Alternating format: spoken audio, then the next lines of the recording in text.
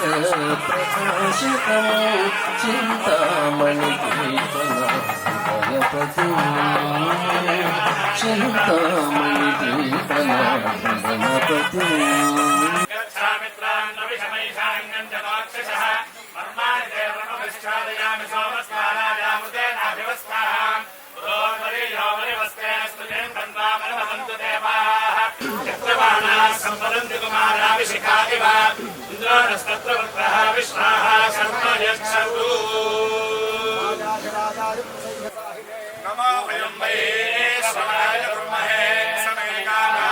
చిన్మయ జ్యోతి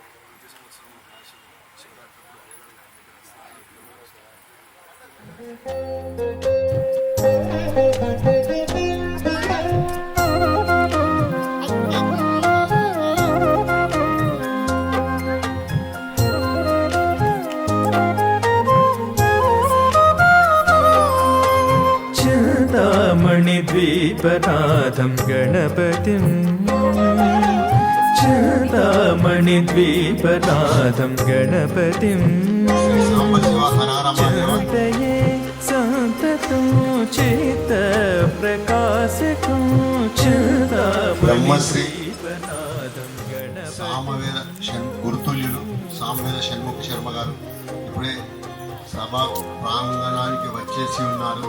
వారికి శ్రీ సాంబ సదాశివ సేవా సమితి మరియు కాశీవాసులు ప్రతి ఒక్కరూ పాదాభివందనాలతో స్వాగతిస్తూ స్వామివారిని వేదికపైకి బ్రహ్మశ్రీ మారేపల్లి సూర్యనారాయణ గారు, సంతోష్ గుప్తా గారు తీసుకురావాలని కరచాల ధనులతో స్వామివారిని ఆహ్వానిస్తారు.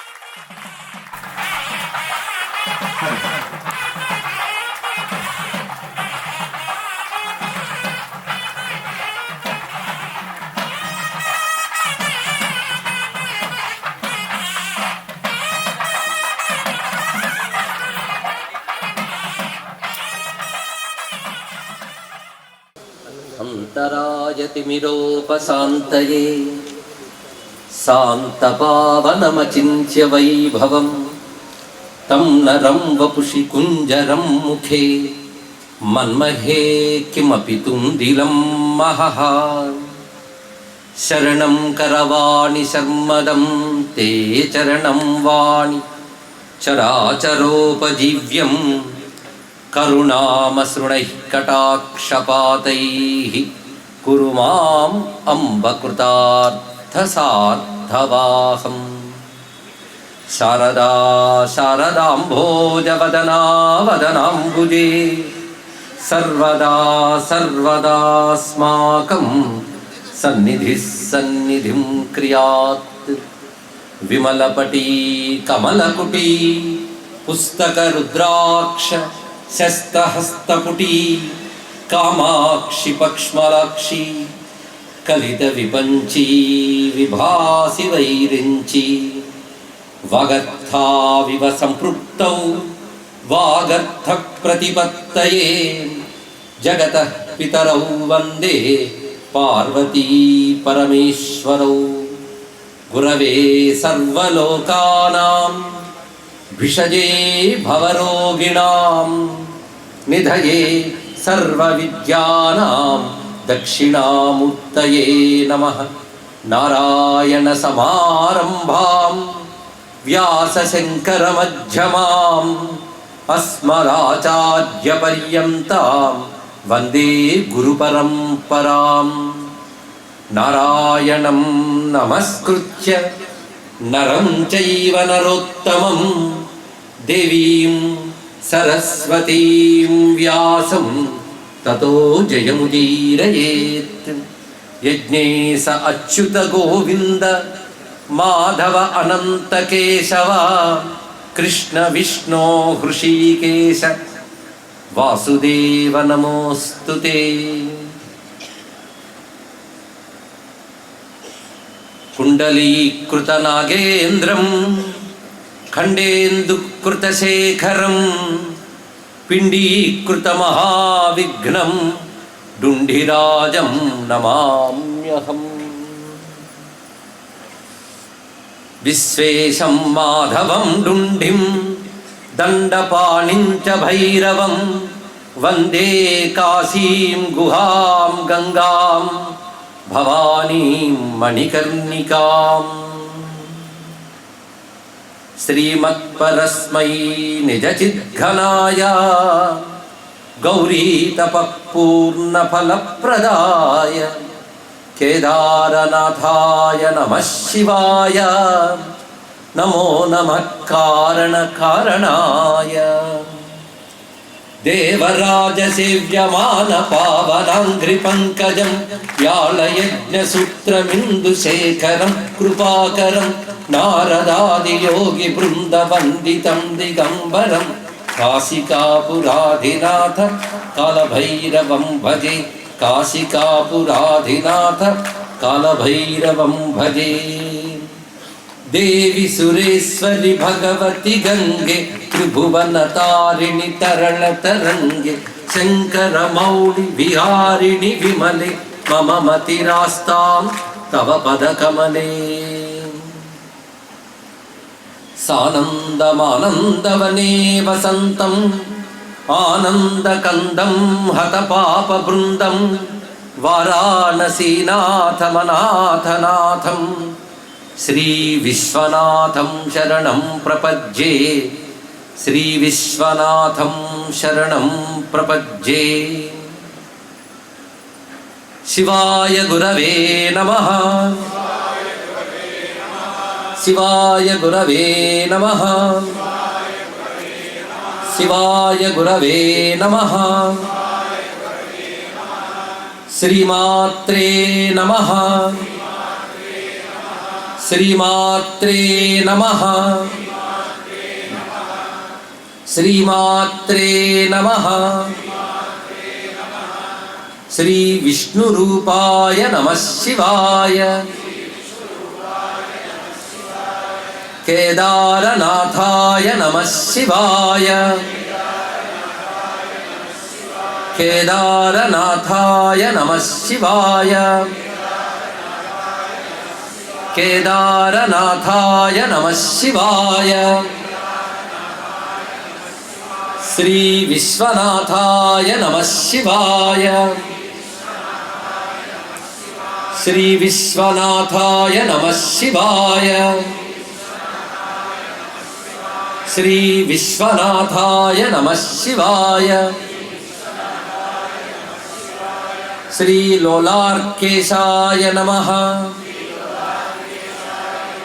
శ్రీ లోలాదిత్యాయ నమః. నమో మహద్భ్యో ఋషిభ్యో గురుభ్యో నమః. త్రయస్త్రింశత్కోటిదేవతా సహిత గంగాన్నపూర్ణాంబికా విశాలాక్షి సమేత శ్రీ కాశీ విశ్వేశ్వర మహాజ్యోతిర్లింగ స్వామినే నమో నమః. విశాలాక్షి సమేత విశ్వనాథ స్వామి పాదపద్మాలకు నమస్కరిస్తూ, పవిత్రమైన దేశంలో పవిత్రమైన కాలంలో ఉన్నాం మనం. దేశకాల వస్తు లేదా విషయములు ఈ మూడు ప్రధానం అంటారు కదా. దేశమా అంటే చోటు, కాశీ మహాక్షేత్రం. కాలమా కార్తీక మాసం. ఇక ప్రత్యేకంగా విషయమా కాశీ వైభవం. మూడు మహా అద్భుతమైన అంశములు కలిసినటువంటి సందర్భం ఇది. దీన్ని మనకు అనుగ్రహించిన విశ్వనాథ స్వామి వారికి నమస్కారం చేసుకుంటూ, ఇప్పుడు ప్రత్యేకత ఏమిటి అంటే ఒక అరుదైన శివలింగ ప్రతిష్టాపన ఇక్కడ కాశీక్షేత్రంలో ఈ అసీఘాట్ సమీపంలోని ముముక్షు భవన్లో జరగబోతున్నది కొద్ది రోజుల్లో అన్నది ఆనందకరమైన అంశం. ఈ శివలింగం కూడాను సహస్రలింగ ప్రతిష్ఠ, సామాన్యమైన అంశం కాదు ఇది. దీనికి సంకల్పించుకున్నటువంటి శ్రీ గోలి అశోక్ గుప్తా గారి దంపతులకు ప్రత్యేకమైనటువంటి ఆశీర్వచనాలు. ఒక సత్సంకల్పంతో శివార్పణ బుద్ధితో వారు పూనుకోగానే అందరూ సహృదయులు వారితో జత కలిసి ఈ కార్యక్రమం నిర్వహించబోతున్నారు. ముఖ్యంగా ఇది ముముక్ష భవనం. కాశీకి యుగాల చరిత్ర ఉంది. కాశీలో అనేక కట్టడాలకు కూడా చాలా చాలా చరిత్రలు ఉన్నాయి. ముముక్ష భవన చరిత్ర 150 ఏళ్ల భవనం ఇది. ఈ 150 ఏళ్ల క్రితం అప్పుడు పెద్దలు దీన్ని సంకల్పించారు. వాళ్ళకి కాశీ ఎల్లలు తెలుసు. అసి అంటే ఏమిటి, వరణ అంటే ఏమిటి, గంగ అంటే ఏమిటో తెలుసు. అది తెలిసి చేశారు కనుక ఇది పంచక్రోశాత్మక కాశీ భూమిలోనే ఇది ఉండేటట్టు వాళ్ళు సంకల్పన చేసుకుని అద్భుతంగా ఏర్పాటు చేశారు. ఇందులో ప్రతి మట్టి కణం కూడా శివలింగంగా భావిస్తారు, పవిత్రంగా. అటువంటి ధార్మికులు, శ్రద్ధాళువులు, నిస్వార్థపరుని శివభక్తుల వల్ల నిర్మించబడ్డటువంటి ముముక్ష భవనం. మనం ఇక్కడ కూర్చున్న చోటు మిగిలినటువంటి చోట్ల పోలిస్తే చిన్నది. ఇక ఎన్ని అద్భుతమైన కట్టడాలు ఉన్నాయో ఆ కట్టడాల వెనకాల చరిత్ర ఉన్నది, రమ్యమైన ఆలయాలు ఉన్నాయి. ఇలాంటి ముముక్ష భవన ప్రాంగణంలో ఒక భవ్యమైన ఆలయం మన తెలుగు వారి ద్వారా వస్తున్నందుకు మరొక ఆనందించదగ్గ అంశం. అయితే ఇదివరకు కాశీలో నేను చాలా విషయాలు ప్రసంగించిన విషయం ఇక్కడ వాళ్ళందరికీ తెలుసు. ఈ వచ్చిన వాళ్ళల్లో కేవలం మన తెలుగునాట నుంచి మాత్రమే కాకుండా బహుప్రాంతాల నుంచి వచ్చిన వాళ్ళు ఉన్నారు, విదేశాల నుంచి కూడా ఈ ప్రవచనాల కోసం వచ్చిన వాళ్ళు ఉన్నారు. వాళ్ళందరికీ కూడా స్వామి అనుగ్రహం లభించాలని కోరుకుంటున్నాం. ఇక్కడ సుమారు 20 ఏళ్ల పైచులకు ప్రతి ఏడాది వచ్చి ఏదో చెప్పిన విషయం చెప్పకుండానే వెళుతూ వస్తున్నాం. అనేక విషయాలు చెప్పుకుంటాం. కాశీఖండం విస్తారంగా చెప్పుకోవడం జరిగింది. అలాగే ఒక 2 ఏళ్ల క్రితం శివరహస్యం అనే ఒక ఉద్గ్రంథంలో కాశీ రహస్యం అనే అంశాన్ని చెప్పుకున్నాం. ఈ క్షేత్రంలో, ఇక్కడ కాదు, ఈ కాశీ క్షేత్రంలో. ఇంకా శివపురాణం కానివ్వండి, ఇంకా అనేక విషయాలు చెప్పుకున్నాం. ఈసారి ఇక్కడ ఎంచుకున్నది ఇంతవరకు ఎక్కడా చెప్పనటువంటి అంశాన్ని ఎంచుకోవడం జరిగింది. అది బ్రహ్మవైవర్త పురాణాంతర్గతమైనటువంటి కాశీ రహస్యం. అదే కాశీ వైభవం పేరుతో మనం ఆవిష్కరించుకోబోతున్నాం. ఇది బ్రహ్మవివర్త పురాణంలో చెప్పబడుతున్నటువంటి అంశం. ఇది స్కాంద పురాణంతో అనుబంధమే. స్కాంద పురాణాంతర్గతమైన 50 ఖండాలలో ఒకటి కాశీఖండం. బ్రహ్మవివర్త పురాణంలో ఉన్నటువంటిది కాశీ రహస్యం. అంటే ఎన్నెన్ని పురాణాల్లో ఎంతంత కాశీ గురించి చెప్పారు అంటే జీవితాంతం చెప్పుకోవాల్సిన సబ్జెక్టు కాశీకి ఉన్నది. చెప్పింది చెప్పకుండా చెప్పుకోవచ్చు, అంత ఉన్నది అని తెలుస్తున్నది. అన్ని పురాణాలు కాశీ విభావాన్ని చెప్తూ ఉన్నాయి, కానీ కాశీ రహస్యం ఒకటి, కాశీఖండం ఒకటి కొన్ని వందల సంవత్సరాల నుంచి కూడా భారతదేశాన్ని అందరిని ప్రభావితం చేశాయి. అలాంటి ఉత్కృష్టమైన గ్రంథం కాశీ రహస్యం.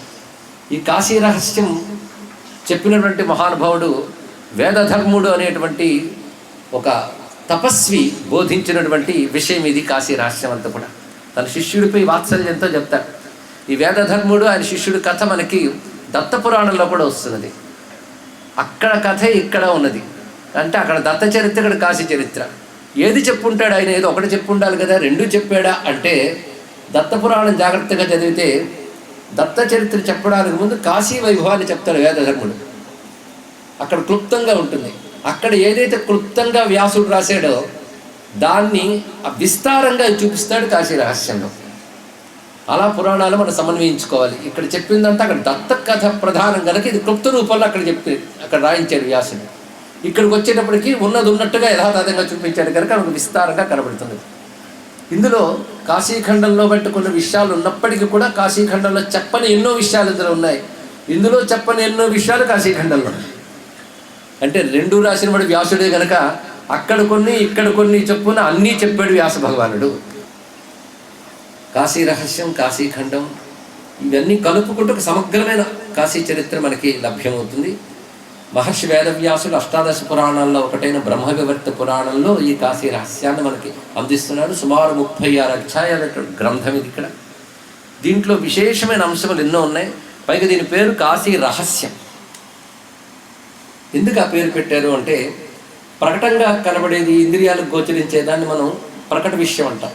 ఇంద్రియాలతో తెలుసుకోలేని దాన్ని రహస్య విషయం అంటాం. ఇంద్రియాలతో తెలిసేవన్నీ కూడా సామాన్య విషయములే. విజ్ఞాన శాస్త్రం కూడా ప్రకట శాస్త్రం అనే చెప్పాలి. సైన్స్ ఉంది, సామాన్యులకు సైన్స్ అర్థం కాదు.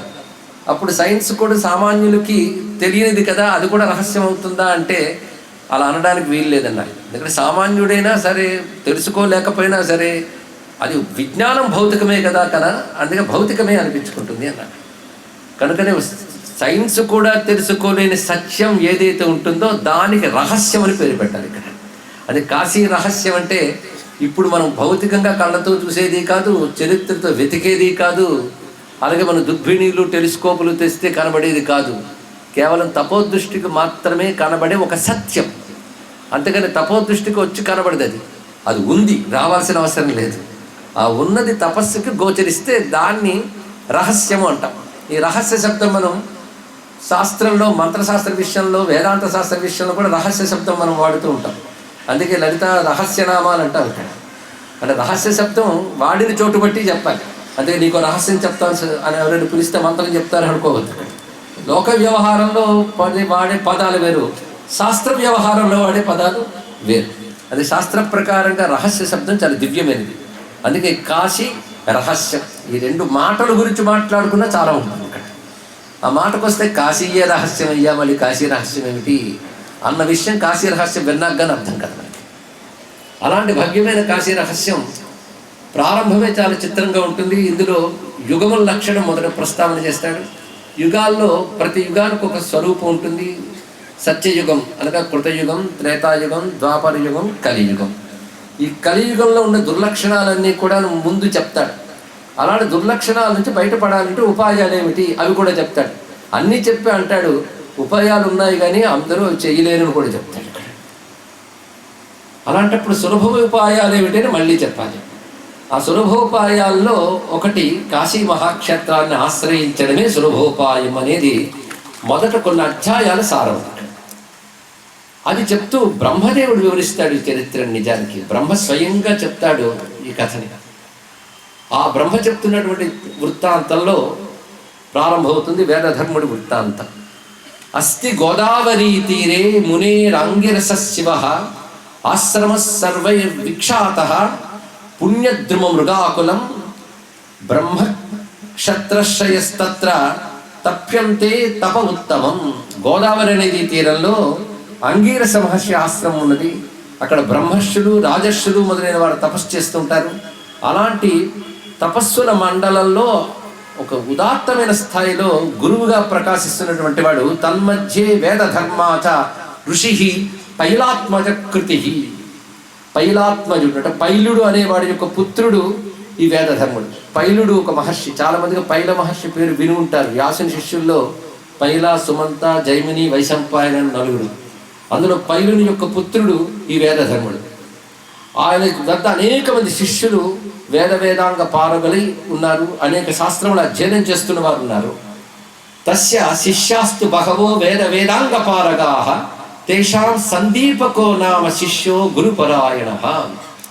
అలాంటి వేదధర్ముని వద్ద ఉన్నటువంటి శిష్యుల్లో సందీపకుడు అనొక శిష్యుడున్నాడు. పైగా ఆయన నైష్ఠికంగా ఉంటూ ఉన్నాడు అన్నాడు. నైష్ఠికో న్యవసత్ గేహే గురోహో. ఈ నైష్ఠిక శబ్దం ఎప్పుడు చెప్తారు అంటే గురువు దగ్గర విద్య నేర్చుకోవడానికి వచ్చినటువంటి విద్యార్థుల్లో వేదాధ్యయనం చేసే వాళ్ళు ఎవరైతే ఉంటారో వాళ్ళు బ్రహ్మచారులు అంటారు ఇక్కడ. ఆ వేదాధ్యయనం చేసేటప్పుడు నిరంతరం గాయత్రి జపం చేసుకుంటూ వేదాధ్యయనం చేస్తున్నటువంటి వారు సావిత్ర బ్రహ్మచర్యం అని వారి పేరు. అలా గురువు ద్వారా విద్య నేర్చుకోగానే వారికి వివేక వైరాగ్యాలు కలిగి ఇంకా గృహస్థాశ్రమ స్వీకారం కూడా చెయ్యకుండా కేవలం మోక్షమే ప్రధానమని ఎవరైతే ఉంటారో వాళ్ళు మరి ఇటు అటు వెళ్లకుండా గురువుని ఆశ్రయించుకుని గురుసేవ చేస్తుంటారు. లేదా సన్యసించాలి. సన్యసించలేకపోతే గురువు దగ్గరైనా ఉంటూ వైరాగ్యంతో తత్వ విచారణ చేస్తే దాన్ని నైష్ఠిక బ్రహ్మచారి అంటారు.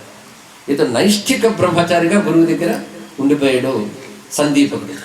అలాంటి ఆ బ్రహ్మచారితో ఒకసారి గురువు అంటున్నాడు బహుకాలం అయిన తర్వాత. ఎందుకంటే గురువు దగ్గర అప్పుడే శిక్షితుడైపోయాడు సర్వవేద శాస్త్రాల్లో. అలాంటి అతడితో గురువు ఒకసారి చెప్తూ నీతో ఒక పని పడింది నాకు, నేను చెప్పినట్టు చేస్తావా? అయితే నీకు బలవంతం మాత్రం పెట్టను, గురువాజ్ఞ చేసి తీరాలి ఇలా నేను అన్నాను. అది నువ్వు అనుకోవడం మీద ఆధారపడుతుంది. కొన్ని గురువు ఆదేశిస్తాడు. ఒక్కొక్కప్పుడు గురువు నాకు చేస్తావా అని అడగవచ్చు, సహాయపడతావా అన్నట్టు. అలా నేను అడుగుతున్నాను, నువ్వు ఆలోచించి నిర్ణయం చెప్పున్నాను. అదేమిటంటే విచార్య వద మత్పృష్టం ఎది కర్తం క్షమోహ్యసి. నేను చెప్పిన దాన్ని విని ఆలోచించి నీకు చెయ్యగలిగే సమర్థత ఉంటే చెప్పు, అంతేగాని మొహమాట అనుకో చేసేస్తాను అనకు. ఎందుకంటే నేను ఇవాళ ఈ జన్మలో ఉన్న గత జన్మలు లేనిది ఈ జన్మ రాదు కదా. అనేక జన్మల్లో అనేక రకాలు చేస్తూ ఈ జన్మలోకి వస్తాం. మనుష్యుడు తనకు ఊహ తెలిసిన దగ్గర నుంచి తగిన సంస్కారం పొంది చేయవలసిన పని ఏమిటి అంటే తన గత జన్మల నుంచి పోగు చేసుకున్న సంస్కారములన్నింటినీ కూడా తొలగించుకుని మంచి సత్సంస్కారాలు అలవాటు చేసుకుని తరించడానికి ప్రయత్నం చేయాలి. ఇది మానవ జన్మకి పరమార్థం, ఇది జీవన విధానమే ఇది అని భారతీయ సంస్కృతి శాసిస్తుంది. అందుకే మన నిత్య నైమిత్తికాది కర్మలు ఎందుకంటే జీవుణ్ణి శుద్ధి చేసుకోవడం కోసమే. ఈ కోణంలో ఆలోచిస్తే చాలు. ఇక్కడ ఎందుకు చేస్తున్నావయ్యా అంటే నిత్య నైమిత్తిక కర్మలు అంటే నేను అనుకున్నవన్నీ నెరవేరడం కోసం అండి కాదుట, చిత్తశుద్ధ్యర్థం. చిత్తశుద్ధి అంటే అర్థం ఏంటంటే అనేక జన్మల మాలిన్యములు ఉంటాయి, కర్మజన్మ మాలిన్యాలు, వాటిని తొలగించుకోవడం కోసం చేసే పని ఏదైతుందో అది సత్కర్మ అవుతుంది. అది తొలగితే వచ్చే స్థితి పేరు చిత్తశుద్ధి అంటారు ఇక్కడ. అందుకే చిత్తశుద్ధి చాలా ప్రధానం. అందుకే చిత్తస్య శుద్ధయే కర్మ అని పెద్దలు ఎప్పుడు తీర్మానించారు. అది చెయ్యకపోతే దోషాలు వస్తాయి, చేస్తే చిత్తశుద్ధి వస్తుంది. సకామంగా చేసేమనుకోండి కొన్ని నెరవేరితే కొన్ని నెరవేరు, కర్మబలాలు ఉంటాయి కదా, మళ్ళీ జన్మలు వస్తాయి. అదే చిత్తశుద్ధ్యర్థం చేసేమనుకోండి ఫలాకాంక్ష లేకుండా చిత్తశుద్ధి ప్రధానమని చేస్తాం కనుక అది క్రమంగా చిత్తశుద్ధినిచ్చి భగవత్ కృపని ఇచ్చి జ్ఞానాన్ని మోక్షాన్ని ఇస్తుంది. ఇది జీవిత పరమార్థమని శాస్త్రాలన్నీ చెప్పినది ఇది అంశం. అందుకే మానవుడు పుట్టిన దగ్గర నుంచి చేయవలసింది, పుట్టిన దగ్గర నుంచి కంటే తగిన సంస్కారం పొందిన దగ్గర నుంచి చేయవలసినది తనను తాను శుద్ధి చేసుకోవడమే. దీన్నే మరొక మాట పాపక్షయార్థం మరొకంటారు. ఈ రెండు మనం రోజు సంకల్పంలో అంటూ ఉంటాం, మర్చిపోతామేమో. మమ ఉపాత్త దురిత క్షయార్థం, తర్వాత పరమేశ్వర ప్రీత్యర్థం. ముందు మమ ఉపాత్త దురిత క్షయార్థం చిత్తశుద్ధి లేకపోతే ఈశ్వర ప్రీతి కూడా రాదని ఆ వరుస క్రమంలోనే మనకు అర్థమైపోయింది కదా. లేదు ఈశ్వర ప్రీత్యర్థం చిత్తశుద్ధ్యర్థం అని లేదు. ముందు ఉపాత్త దురిత క్షయార్థం, తర్వాత చిత్తశుద్ధ్యర్థం, ఈ రెండు కావాలి. అలాగా పూర్వజన్మ సహస్రేషు యాన్యఘాని కృతాని మే తాని సర్వాణి శనై క్షాళితాని తపోబలాత్. నేను గత జన్మల నుంచి చేసినటువంటి అనేక రకాల పాపాలని నా తపోబలం వల్ల క్షయింపజేసుకున్నాను. అనేక పాపాలని క్షయింపజేసుకున్నాను. కానీ తాని సర్వాణి శనై క్షాళితాని, నెమ్మదిగా అంటే ఒక్క పూటలో పోయే పాపమా, అనేక జన్మల నుంచి చేసిన దానికి ఒక్క పూటలో పోతుందా. అందుకే నా తపోబలంతో నెమ్మదిగా క్షయింపజేసుకున్నాను. అయితే పాపాలు ఎలా ఉంటాయి అంటే అది మనోవాక్కార్యములతో మూడిటితో చేసినవి పాపములు. వాటిని తొలగించుకోవడం ఎందుకు అంటే మోక్ష విఘ్నకరాణి. ప్రతి మాట ఒక సూత్రం లాంటిదని. ఏది పాపాలు తొలగించకపోతే నష్టం ఏమిటండి అంటే మోక్ష విఘ్నకరాణి. పాపాలు ఉంటే కల మోక్షం అనేది అసలు రాదు. అది ఉన్న పాపాలు పోతే కానీ ముముక్షత్వమే రాదు. మోక్షం ఏమిటి? మనం ఉన్నది ముముక్షు భావన. ఎవరెవరో అడిగారు ముముక్షు అంటే ఏమిటి అని. చాలామంది తెలుసు, కానీ మోక్షం కావాలని కోరిక ఉన్నవాడిని ముముక్షు అంటారు. ఇక్కడున్న వాళ్ళందరూ ముముక్షులోనే భావంతో కట్టారు వాళ్ళు. అవునో కాదు ఈశ్వరుడికి తెలియాలి. మోక్షం కావాలని తీవ్రేచ్ఛని ముముక్షుత్వం అంట, మామూలు ఇచ్చ కాదుట. మోక్షం కావాలని తీవ్రేచ్ఛ. ఏ ఇచ్చ అయినా తీవ్రేచ్ఛ అయితే కానీ ఫలించదండి, గుర్తుపెట్టుకుని. కోరికలు తీవ్రము లేనప్పుడే సాధింపజేసుకుంటాం. అదే నాకు కోరుకుందని నేను ఎప్పుడో అనుకుంటే లాభం లేదు. అదే తీవ్రమైన మోక్షకాంక్షని ముముక్షుత్వం అనాలి అని పెద్దలు మనకి చెప్పారు ఇక్కడ. అది ముముక్షు అయిన వాడు మోక్ష విఘ్నకరములైనటువంటి వాక్కాయ మానసానీతి మోక్ష విఘ్నకరాణి, అటువంటి పాపముల్ని తొలగించే ప్రయత్నం చేశారు. అయితే తపోబలంతో కొంత తొలగించుకుంటూ కొన్ని అనుభవించక తప్పదు. అంతేగాని అన్నీ తొలగించేసుకుంటే లాభం లేదు. కొన్ని తపోబలంతో క్షయింపజేస్తాం, మన దాకా రావు, వెళ్ళిపోతుంటాయి. అని మనం చేసేటప్పుడు అంటూ ఉంటాం కదా, ప్రాతకాలం పగలు చేసింది పగలే, రాత్రి చేసింది రాత్రే అని అంటూ ఉంటాం. యద్రాత్ర్యా కురుతే పాపం తద్రాత్ర్యా ప్రతిముచ్యతే అని చెప్పినప్పుడు అర్థం ఏంటి? ఎప్పుడు చేసింది అప్పుడు తొలగించుకొని కొన్ని రోజు చేసే స్నానంలా. రోజు చేసే స్నానం ఎంత చేసినా అనారోగ్యాలు రాకుండా ఉంటాయండి. ఎలాగో వస్తున్నాయని స్నానం మానేస్తామా? నిత్యం చేసిన స్నానాధికాల వల్ల కావలసిన శుద్ధి వస్తున్నప్పటికీ కూడాను అవి వస్తూ ఉంటాయి. అలాగే కొన్ని పాపములు మాత్రం అనుభవం ద్వారానే పోతాయి తప్ప వాటిని తొలగించుకోలేము. అందుకు నేనేం చేస్తున్నానంటే ఇప్పుడు అభుక్తాని వినశ్యంతి నకదాచిదపి ధ్రువం. కొన్ని అనుభవించకపోతే ఎప్పుడు పోవు, కనుక అనుభవించవలసినవి ఉన్నాయి కొన్ని. అందుకు నేను ఇప్పుడు ఒక భయంకరమైన పాపం ఉంది, అది తొలగించుకొని ప్రయత్నిస్తున్నాను. అది ఈ జన్మలో చేసేది కాదు, గత జన్మల నుంచి వచ్చినది. అయితే గత జన్మల నుంచి ఒక పాపం వచ్చిందని, అది నాకు అనుభవానికి రాబోతున్నదని మీరికి ఎలా తెలుసు? అది మనకు ప్రశ్న రావాలి. తపోబలం ఉంది కనుక అది దివ్య దృష్టి.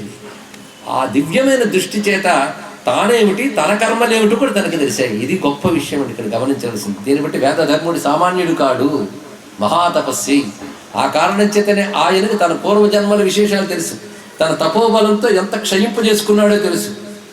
ఇప్పుడు ఏది తను తపోబలంతో క్షయింపు చేసుకోకూడదు, అనుభవంతో చేసుకోవాలి అని అవశ్యం అనుభోక్తవ్యం అన్నది. అంటే ఏదైనా ప్రారంభ కర్మే కదండి. అంటే కొన్ని సంచితాలు ఉంటాయి, ఇది కూడా తెలుసుకోవాల్సింది. కర్మల గురించి తెలుసుకుంటే కానీ కొన్ని అర్థం కావు మనకి. సంచితాలు అంటే ఇదివరకు చేసుకున్నవన్నీ ఉన్నాయి, తర్వాత జన్మలకు కూడా సిద్ధంగా ఉంటాయి. అంటే మనం ఇంకా పోకముందే కొన్ని జన్మలు సిద్ధంగా ఉన్నాయని గుర్తుపెట్టుకోవాలి. ఇప్పుడు పోగు చేసుకుని వచ్చే జన్మలోకి వెళ్తాం అనుకోవద్దు. వచ్చే జన్మలు ఇంకా చాలా ఇప్పటికే రెడీ చేసి ఉంటాయి. ఇప్పుడు మనం చేస్తున్న కర్మల్లో ఆ సంచితమైన కర్మల్ని తొలగించేటటువంటి ప్రయత్నం చేస్తే ఆ జన్మలు తగ్గుతాయి. ఈ జన్మ ఎలాగో అనుభవించక తప్పదు, ఎందుకంటే దీని పేరే ప్రారబ్ధం. ప్రారబ్ధం అంటే ప్రారంభింపబడినది, బిగన్ అని అర్థం. ఇక్కడ ప్రారంభింపబడింది కనుక కొనసాగుతుంది. అందుకే ప్రారబ్ధం అంటే ఎలాంటిదయ్యా అంటే బోయివాడు వదిలిన బాణం లాంటిదయ్యా అని చెప్పారు. అంటే బాణం బయలుదేరిపోయింది, బయలుదేరినప్పుడు మధ్యలో పెట్టి ఆపుతానంటే లేదు, అది బయలుదేరినది, అది ప్రారబ్ధం అని చెప్తారు. అయితే ఈ ప్రారబ్ధ కర్మని అవశ్యం అనుభోక్తవ్యం అని పెద్దలు చెప్తారు. కానీ కొన్ని బలాలతో ప్రారబ్ధ కర్మలోని తీవ్రతను తగ్గించుకోవచ్చు. ప్రారబ్ధాల్లో మళ్ళీ 2 రకాలు ఉంటాయి, సాధారణ ప్రారబ్ధం, అసాధారణ ప్రారబ్ధం అంటే. సాధారణ ప్రారబ్ధాన్ని కూడా మనం చేసే తపస్సుతో క్షయింపు చేసుకోవచ్చు, అసాధారణ ప్రారబ్ధం మాత్రం అనుభవించక తప్పదు. అయితే తపస్సు ఉన్నవాడు, జ్ఞాని అయినటువంటి వాడు వాటిని తట్టుకుంటూ విచారణతో ఉంటాడు. ఎందుకంటే కర్మ అయితే అనుభవించక తప్పదు, కానీ నీ బుద్ధి నువ్వేం చేస్తావు, జ్ఞానంతో దాన్ని ట్రైనప్ చేసుకోవాలి బుద్ధిని. అప్పుడు ఎటువంటి అనుభవాన్ని కూడా ఎదుర్కోగలం. అంతేగాని ఏ సంఘటన జరిగినా ఒక్కసారి దేవుడి మీద నింద వేసేసి, లేకపోతే ఎంత పాపం అండి అప్పుడైనా పాపం అని ఎత్తుకొట్టుకుంటారు సంతోషం. అంటే పాపం వల్లే దుఃఖం వచ్చిందని గుర్తించడానికి మన పెద్దవాళ్ళు ఎవడు బాధపడినా అయ్యో పాపం అంటారు. అంటే దుఃఖం దేని వల్ల వచ్చిందో ఆ మాట ఓదార్పులోనే జరుగుతుంది, అయ్యో పాపం అని, దానివల్ల వస్తుంది. అయితే బలీయమైనటువంటి ప్రారంధం ఏదైతే ఉందో అది అవశ్యం అనుభోక్తవ్యం. కాబట్టి అనుభవించే తొలగించుకుంటాను, అందుకు నేను సిద్ధపడుతున్నాను. అయితే అది ఎక్కడ అనుభవిస్తానంటే ఇప్పుడు ఈ గోదావరి తీరంలోని ఆశ్రమంలో కాదు, దానికి గాను నేను కాశీకి వెళ్ళబోతూ ఉన్నాను. నాతో పాటు తోడుగా వస్తావా నాకు సహాయం చేయడానికి? ఇది అడిగాడు ఆయన మొత్తానికి. వారాణస్యాం, అయితే అక్కడికి ఎందుకు వెళతావంటే స్వల్పమపి ప్రాయశ్చిత్తం మహాగహృత్. కాశీలో నేను చేసుకుంటాను ప్రాయశ్చిత్త కర్మ చేసుకుంటాను. ప్రాయశ్చిత్తం అంటే చేసిన పాపములను తొలగించే ప్రయత్నం పేరు లేదా కర్మ పేరు ప్రాయశ్చిత్తం. ఈ ప్రాయశ్చిత్తం అనేది ఇక్కడ చేసుకోవచ్చు, కానీ ఇక్కడ చేసిందానికి చేసినంతే వస్తుంది, పది ఎప్పుడో రావచ్చు. కానీ కాశీక్షేత్రంలో కొద్దిపాటి ప్రాయశ్చిత్త కర్మ చేసినప్పటికీ కూడా మహాపాపాన్ని తక్షణం దగ్ధం చేస్తుంది. అది కాశీక్షేత్రాలకు గొప్పతనం. అందుకే అంతగా దేవుడు ఉన్నాడంటే ఈ మాట కబుర్లు మహర్షులు చేత కావా? వాళ్ళు ఎందుకు క్షేత్రాలను ఆశ్రయించారు? క్షేత్రం చిత్తాన్ని శుద్ధి చేయడానికి, ఈశ్వరానుగ్రహం పొందడానికి. ఇది తెలుసుకోవాల్సింది. ఈ రెండిటి కోసమే క్షేత్రం అని తెలిసి ఎవరికి క్షేత్రయాత్ర చేస్తాడో వాడు ధన్యుడు అవుతాడు. ఈ రెండు ప్రధానంగా పెట్టుకురావాలి. అందుకే నేను ఒక ప్రాయశ్చిత్తం చేసుకుంటాను. సర్వశాస్త్రవేత్త గనక ఎలాంటి పాపం రాబోతోంది, దానికి ఏం ప్రాయశ్చిత్తమో తనకు తెలుసు. అయితే ఆ ప్రాయశ్చిత్త కర్మ నేను ఇక్కడ చేసుకోను, అక్కడికి వెళ్తాను. అది అనుభవిస్తూ దానికి తగ్గ జపం తపం ఏవో నేను చేసుకుంటాను, అనుభవిస్తూ, అంటే ఇక్కడ తొలగించుకుంటూ కాదు. నేను అనుభవానికి వెళ్తున్నాను గనక నువ్వు నాకు శుశ్రూష చేస్తూ ఉండగలవా? శుశ్రూషా త్వయా కార్య వదవత్స మహామతే. ఓ బుద్ధిమంతుడా నాయన, నువ్వు ఆలోచించి చెప్పు వస్తావా అన్నాడు. అందుకని వెళ్తున్నాను, నువ్వు రా అనలేదు. చూడండి, అయితే కాసేపు సమయం ఇవ్వండి ఆలోచించి చెప్తాను అనలేదు. అతను వెంటనే సంతోషించి నమస్కారం చేసి, నాకు ఒక ఆశ్చర్యం కలుగుతున్నది, మీరు ఇంత తపస్సు ఉంది కదా, మీ సంకల్ప మాత్రం చేతనో తపస్సు ధారపోస దాన్ని అర్థం చేసేసుకోవచ్చు కదా. నేను ఇంత వివరించని నీకు తెలియలేదనైనా కొన్ని అనుభవించవలసినదే, ఇది తెలుసుకో. పైగా జీవిత మనుజయనేహ ప్రాయశ్చిత్తం కృతం నచేత్ తస్య బుద్ధి భజంచేవా పాపాని వివిధాని చ. ఈ శ్లోకములు గుర్తు పెట్టుకోవలసిన శ్లోకాలండి. కాలక్షేపంగా వినదగ్గ విషయం ఒక్కటి లేదని శ్రోతలందరూ శ్రద్ధగా గమనించవలసిన అంశం. గొప్ప మాట ఏమిటంటే ప్రాయశ్చిత్తంగాని చేసుకోకపోతే ఏమొస్తుంది? ప్రాయశ్చిత్తం చేసుకోకపోతే బుద్ధి ఇంకా పాపపు ఆలోచనల్లోకి వెళుతుంది, పాపాచరణ వైపు ప్రేరేపింపబడుతుంది. ఇది ప్రధానమైనది. అందుకే ప్రాయశ్చిత్తం చేసుకుంటే బుద్ధికి పాప సంస్కారం ఉండవు, పాపం చేయాలని ఆలోచన రాదు. అందుకు చేసుకుని తీరాలి సుమా, అందుకు వెళుతున్నాను. పైగా నేను అనుభవించే పాప ఫలం ఎలాంటిదో తెలుసా? మామూలు కాదు. అహం కుష్ఠీ భవిష్యామి చక్షుర్హీనస్థ శుభ్రత. నేను కుష్ఠవ్యాధిని, గుడ్డితనాన్ని తీసుకోబోతున్నాను. అది రాబోతుంది నాకు. అంటే రాబోతున్నటువంటిది తను ఆహ్వానిస్తున్నాడు. అది గొప్ప విషయం. ఎంతమందికి ఆ ధైర్యం ఉంటుందని. అది భారతీయ కర్మ సిద్ధాంతం అర్థం చేసుకుంటే జీవుడికి ఎప్పుడు దుఃఖం ఉండదు తెలుసుకోండి. ఆ కర్మ సిద్ధాంతం యొక్క స్వరూపం ఎప్పటికీ తెలుసుకోవట్లేదు. చెప్తాం కూర్చోండరా అంటే నిద్రలు వస్తాయి. అది బాధాకరం. అంటే ఆ పాపాలను అనుభవించాల్సిన తర్వాత అంతం ఉంటుందన్నమాట ఇక్కడ. అందుకే శ్రద్ధావాన్ లభతే జ్ఞానం ఊరికే అనలేదు. అంత శ్రద్ధగా వింటే కానీ ఈ జ్ఞానం తెలియదు ఇక్కడ. ఎందుకు పాశ్చిత్యం చేసుకోవాలో చెప్పాడు కదా. దాంతో నేను ఇప్పుడు అహం కుష్ఠీ భవిష్యామి చక్షుర్హీనశ్చ శుభ్రత మచ్చరీరం పాలయస్వ. నువ్వు నా శరీరాన్ని కాపాడాలి. ఎంతో కాదులే, వర్షానామేక వింశతి, 21 సంవత్సరాలు కాశీలో నా శరీరాన్ని నువ్వు పాలించాలి అన్నాడు. అయితే వెంటనే ఒక మాట అన్నాడు, అయితే మీకు ఆ కష్టం వద్దండి, నేను సంకల్ప బలం చేత మీ వ్యాధిని, మీ అంధత్వాన్ని నేను తీసుకుంటాను, నన్ను అనుగ్రహించాను. అలాంటి వాళ్ళు కొందరు ఉన్నారు. నారాయణ భట్ట అతను మహానుభావుడు తన గురువు గారి యొక్క పక్షవాత వ్యాధి తీసుకున్నట్ట. అలా నేను తీసుకుంటానన్నాడు. కానీ గురువు హెచ్చరించాడు. అందుకే ఎప్పుడైనా ఆవేశాలు వచ్చేసి మీ కష్టం మాకు వచ్చేస్తే చాలండి అని తొందరపడి అనకూడదు. తర్వాత ఎందుకు ఇచ్చారో బాబు అనుభవించలేకపోతే మళ్ళీ తిట్టుకుంటాం. అలాంటి మాటలు సామాన్యులు అసలు అనరాదు. కానీ మహానుభావుడు సందీపకుడు సామాన్యుడు కాడు, గొప్ప గురుభక్తి కలిగిన వాడు. పైగా నైష్ఠిక బ్రహ్మచారి, వైరాగ్యవంతుడు. వైరాగ్యం లేని వాడికి భక్తి ఎక్కడ ఉంటుందండి? వైరాగ్యం లేకపోతే భక్తి నిలవదు. ఇకవైపు గురువు వైపు పరిగెడుతుంటారు, మరొక ఆకర్షణల వైపు వెళ్ళిపోతూ ఉంటారు.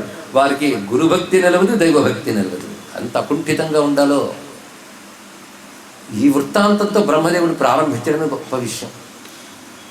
అయితే చెప్తున్న మాట ఏమిటంటే, నా పుత్రాయ నా శిష్యాయ పాపం యచ్చంతి కేచన పాపభోగస్తు కర్తారం బాధత్రేయం న కుత్రచిత్.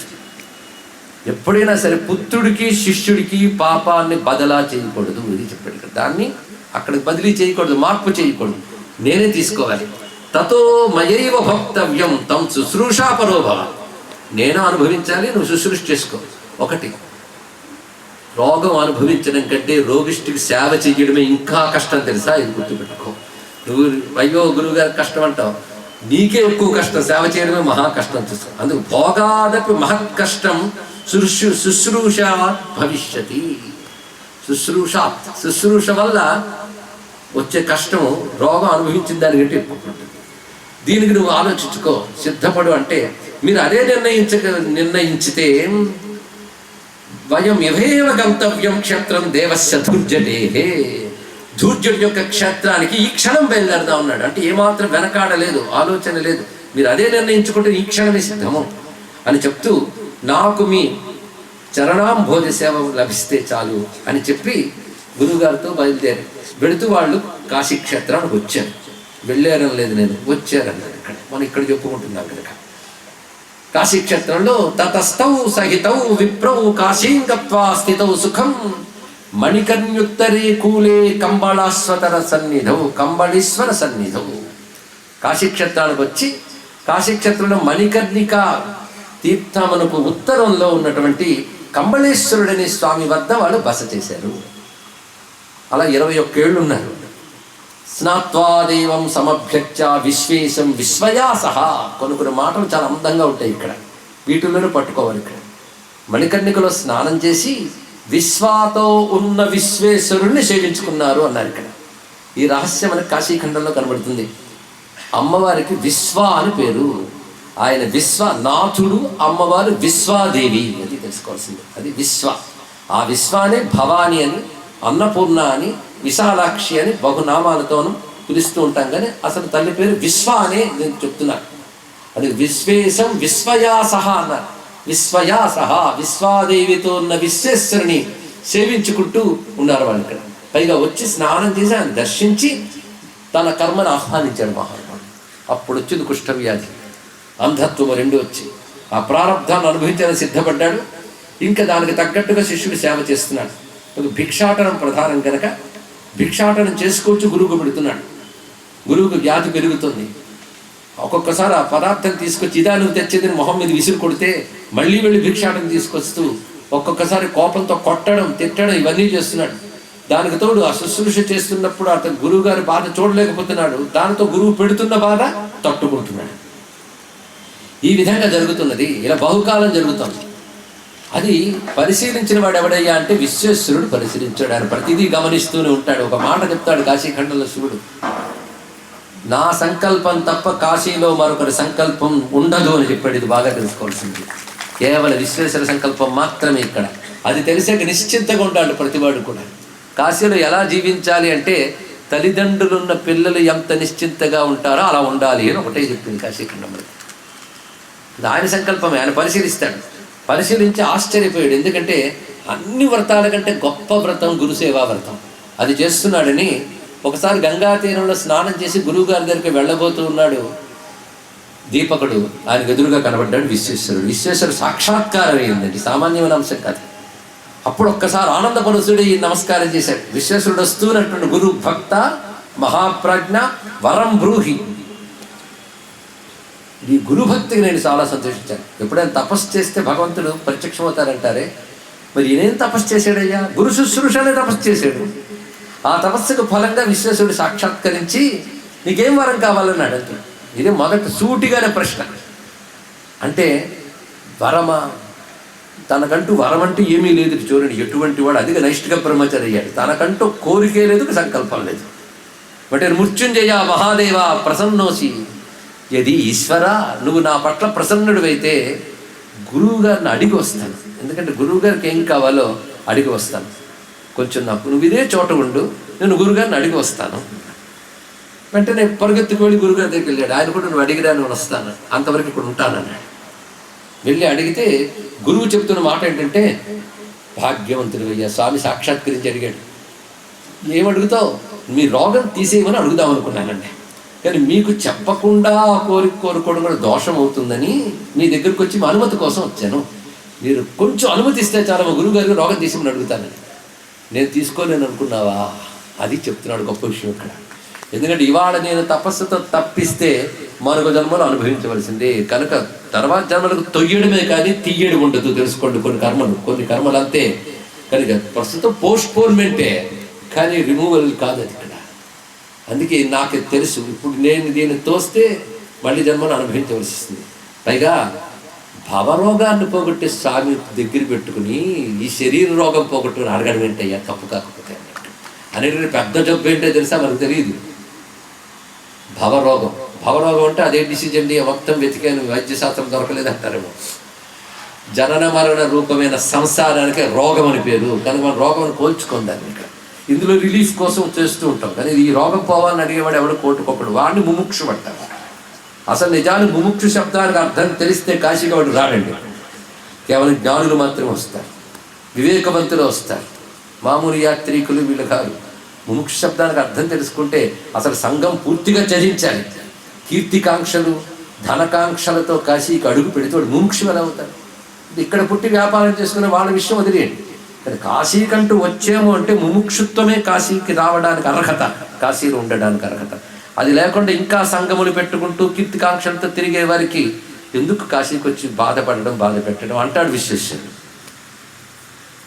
అందుకే ఇక్కడ గొప్ప మాట, నా ప్రార్థ్యం రోగనాశాయ దేవదేవస్తయా అనగా, రోగనాశం కోసం దేవదేవుడిని అడగరాదు. మత్కృతే పాతకం స్వీయం ముక్త్వా శుద్ధో, నేను నా చేసిన పాపాన్ని నేనే కడుక్కుని శుద్ధుని కావాలి. ఎందుకంటే దేహభోగ నివృత్యర్థం కో దేవాన్ ప్రార్థయం శివం. దేహం యొక్క భోగం గురించి దేవదేవుడిని అడగడం ఏంటి? కూడుస్తాం. ఎందుకంటే ఆయన సంసార రోగ దహనం మనోమల వినాశనం. ప్రతి మాటలు చిన్న చిన్న అనుష్టుప్పుల్లా ఉన్న అందమైన శబ్దాలండి. శివుడంటే ఎవరనుకున్నావు? ఆయన సంసార రోగ దహనుడు, మనోమల వినాశకుడు. మనోమలం అంటే మనస్సుకున్న మాలిన్యములు తొలగించేటువంటి వాడు. ఇది శృత్వా, అందుకే నువ్వేమో అడక్కు, దండం పెట్టిరా అంతే అన్నాడు. కాబట్టి వెళ్ళి మా గురుగారు ఇలా చెప్పారండి కనుక ఏ కోరిక లేదండి అన్నాడు. వెంటనే ఆశ్చర్యపోయి, ఓహో అవునా, మరేమిటో చెప్పు, నేను వచ్చి వరం అంటున్నాను కదంటే, ఈ గురువుపై భక్తి దృఢంగా ఇలాగే నిలబడేటట్టు దీవించండి. అప్పుడు చాలా సంతోషించి శివుడు ముచ్చటపడి వెళ్ళిపోయి, ముక్తి మండపం ఉంది, నిర్వాణ మండపం అని ఇక్కడ చెప్పి, నిర్వాణ మండపం అన్న ముక్తి మండపం అన్న. అప్పుడు విశ్వనాథ మందిరంలో 4 రకాల మండపాలు ఉండేవి. ముక్తి మండపం, అదేవిధంగా జ్ఞాన మండపం, శృంగార మండపం, ఏకాంత మండపం అని 4 మండపాలు. ఇందులో ముక్తి మండపంలో దేవతలతో సభ చేస్తాడు. అందుకే విశ్వనాథ సభ అంటారు దాన్ని.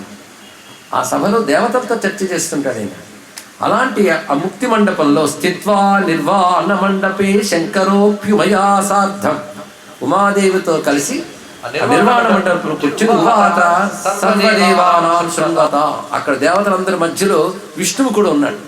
ఆ విష్ణువుతో ప్రత్యేకంగా చెప్తున్నాడు, నారాయణ అరవిందాక్ష మమాపి ఆనందదాయక. మాటలు ఎంత అందంగా ఉన్నాయి చూడండి.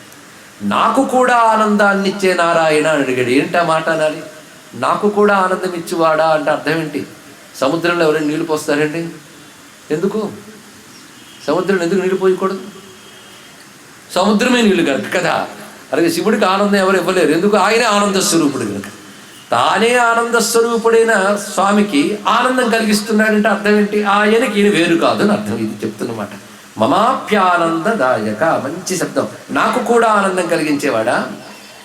ఇవాళ నాకు గురుభక్తిలో ఒక విచిత్రమైన భక్తుని చూశాను. అలాంటి భక్తుని ఎక్కడ చూడలేదు సుమా అని. గురుభక్తి విచిత్రామే దృష్ట సంతోషకారిణి, మే సంతోషకారిణి, నాకు సంతోషం కలిగించే గురుభక్తిని చూశానన్నా. అంటే మనం ధర్మం మనం చేస్తూ ఉంటే దైవం గమనించి సంతోషిస్తాడు, ఇది తెలుసుకోండి. అంతేగా మన ధర్మం మనం మానేసి భజనలు చేసినా నేనేం సంతోషించడు. మన ధర్మం శ్రద్ధగా చేస్తూ ఫలాకాంక్ష లేకుండా చేస్తూ ఉంటే ఆయనే సంతోషిస్తాడు. లేకపోతే ఈయన కోరాడా శివుడిని, తపస్సు చేశాను రావయ్యా అన్నాడు, వెళ్ళలే. ఎందువల్ల? మమ సంతోషకారిణి, నాకు సంతోషం కలిగించింది. ఏమిటి అది అని అడిగాడు. విష్ణు ఏమి తెలియనట్టు, అక్కడున్న దేవతలకు తెలియాలి ఇదంతా కూడా. అంటే అతని పేరు సందీపకుడు. దీపకుడును కూడా వ్యవహారం ఉంది అతనికి. అక్కడ కనబడ్డాడయ్యా వాసుదేవా అని చెప్తే, అయితే నాకు చూడాలని ఉందంటే అది వెళ్ళి చూడన్నాడు శివుడు. ఒకసారి ఈయన మళ్ళీ సందీపుడు వస్తుంటే విష్ణువు కనబడ్డాడు. బాగుంది, ఏం శ్రమ పడ్డాడో కానీ అటు పిలవకుండానే వచ్చాడు శివుడు, కేశవుడు కూడా కనిపించి గురుభక్త్యా ప్రసన్నస్మి, నీ గురుభక్తికి సంతోషించాను. అంతేకాదు శ్రద్ధయాచ దమేనచ, గురుభక్తి 2 లక్షణాలతో కూడి ఉండాలి కూడా. శ్రద్ధ దమము రెండిటితో ఉండాలి. శ్రద్ధ అంటే విశ్వాసం, అఖండ విశ్వాసం ఉండాలి. నువ్వు గురుభక్తి ఇంత చూసుకుని నిజంగా ప్రయోజనం ఉందా? ఉందని శాస్త్రం చెప్పింది. ఎవరు నమ్మొచ్చాడు అంటే దాన్ని అశ్రద్ధ అంటారు. అది శాస్త్రం చెప్పింది గురుభక్తి యొక్క ఒక పదనం. అది గురువు తిట్టాడనో కోపగించుకున్నాడని ఆయన మీద తిరిగి కోపగించుకుని శిష్యులు ఉంటారు. వాళ్ళకి ఎక్కడ తరిస్తారండి? అందుకే శ్రద్ధ ఉండాలి, 2 దమం ఉండాలి. దమం అంటే నిగ్రహం, తట్టుకోగలగాలండి. తట్టుకోలేనప్పుడు ఇంకేందుకు గురువుల మీద అలిగేవాళ్ళు ఉంటారు. అటువంటి దమము లేదని అర్థం. కనుక నువ్వు చేస్తున్న భక్తిలో శ్రద్ధాదమం, అన్ని అనుకూలిస్తే అందరూ భక్తులే. ప్రతికూలంలో కూడా నిలబడ్డం ఉన్నదే అది గొప్ప విషయం. అందుకే నీ భక్తికి ఉన్న 2 లక్షణాలు శ్రద్ధయాచ దమేనచ, శ్రద్ధతోనూ దమముతో కూడినటువంటి గురుభక్త్యా. అలాంటి గురుభక్తులు నువ్వేమో అనుకోకు, కానీ అలాంటి గురుభక్తులకి నేను కూడా దండం పెడతాను సుమా అన్నాడు విష్ణువు. చూడండి ఎంత గొప్ప విషయం. అందుకే వాళ్ళు మయా పూజ్యాః పాలనీయాః ప్రయత్నత. అలాంటి గురుభక్తులు నా చేత పూజ్యులు, పైగా నా చేత పాలింపబడతారు. అంటే వాళ్ళని రక్షిస్తాను కూడా. అందుకు నేను వచ్చి నేను అడుగుతున్నాను.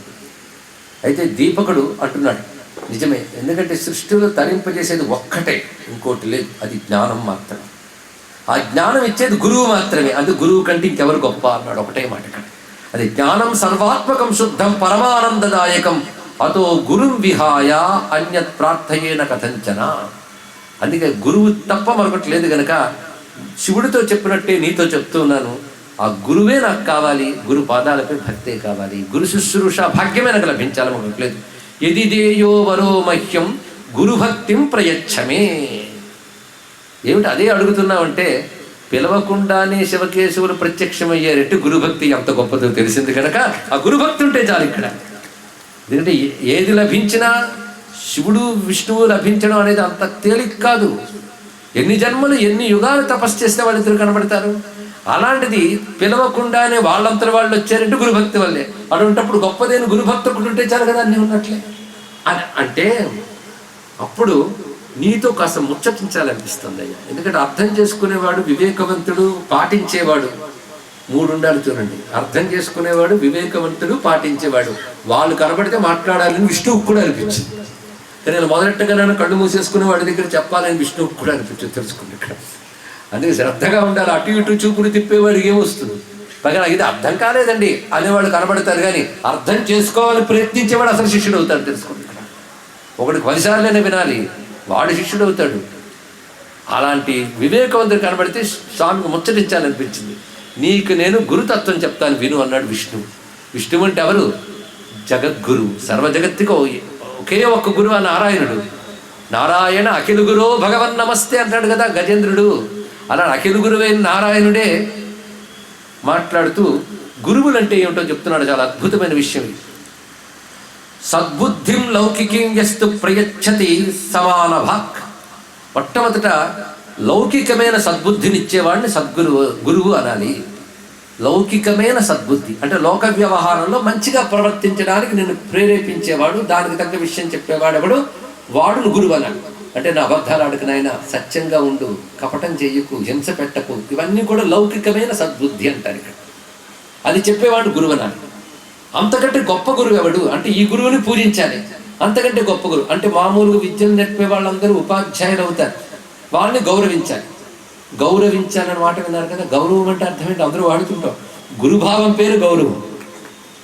గురువుగా గౌరవించవలసిన వాడిని గురువు అనాలి, గురుభావంతో చూడడానికి గౌరవం అనాలి ఇక్కడ. అందుకే ఎవరు చదువు చెప్పినా వాడిని గౌరవించవలసిందే. కానీ అన్ని చదువులు కాదు. ఎవడు నీకు సద్బుద్ధిని చెప్తాడు, అరే పాపం చేయకురా, లంచం తినకరా అని ఎవడైతే నీకు సద్బుద్ధిని బోధిస్తాడో వాడు గురువే. వాడికంటే గొప్ప గురువు ఎవరు అంటే ఎస్తు ధర్మోపదేష్టా స్యాత్. వేదాది శాస్త్రముల్లో ఉన్న ధర్మములు నీకు ఎవడు చెప్తాడో వాడు అంతకంటే గొప్ప గురువు. అంటే ధర్మాలు అప్పుడు 2 అయిపోయాయి. లోకంలో నీకు లోకానికి పనికొచ్చే ధర్మం ఒకటి ఉంటుంది, వేదాది శాస్త్రముల్లో చెప్పిన ధర్మం ఒకటి ఉంటుంది. కనుక లౌకికమైన సద్బుద్ధి చెప్పేవాడు గొప్పవాడే. వాడికంటే గొప్పవాడెవడు? వేదాది శాస్త్రాల్లో ఉన్న ధర్మములు నీకు చెప్పేవాడెవడు, వాడు గొప్పవాడు.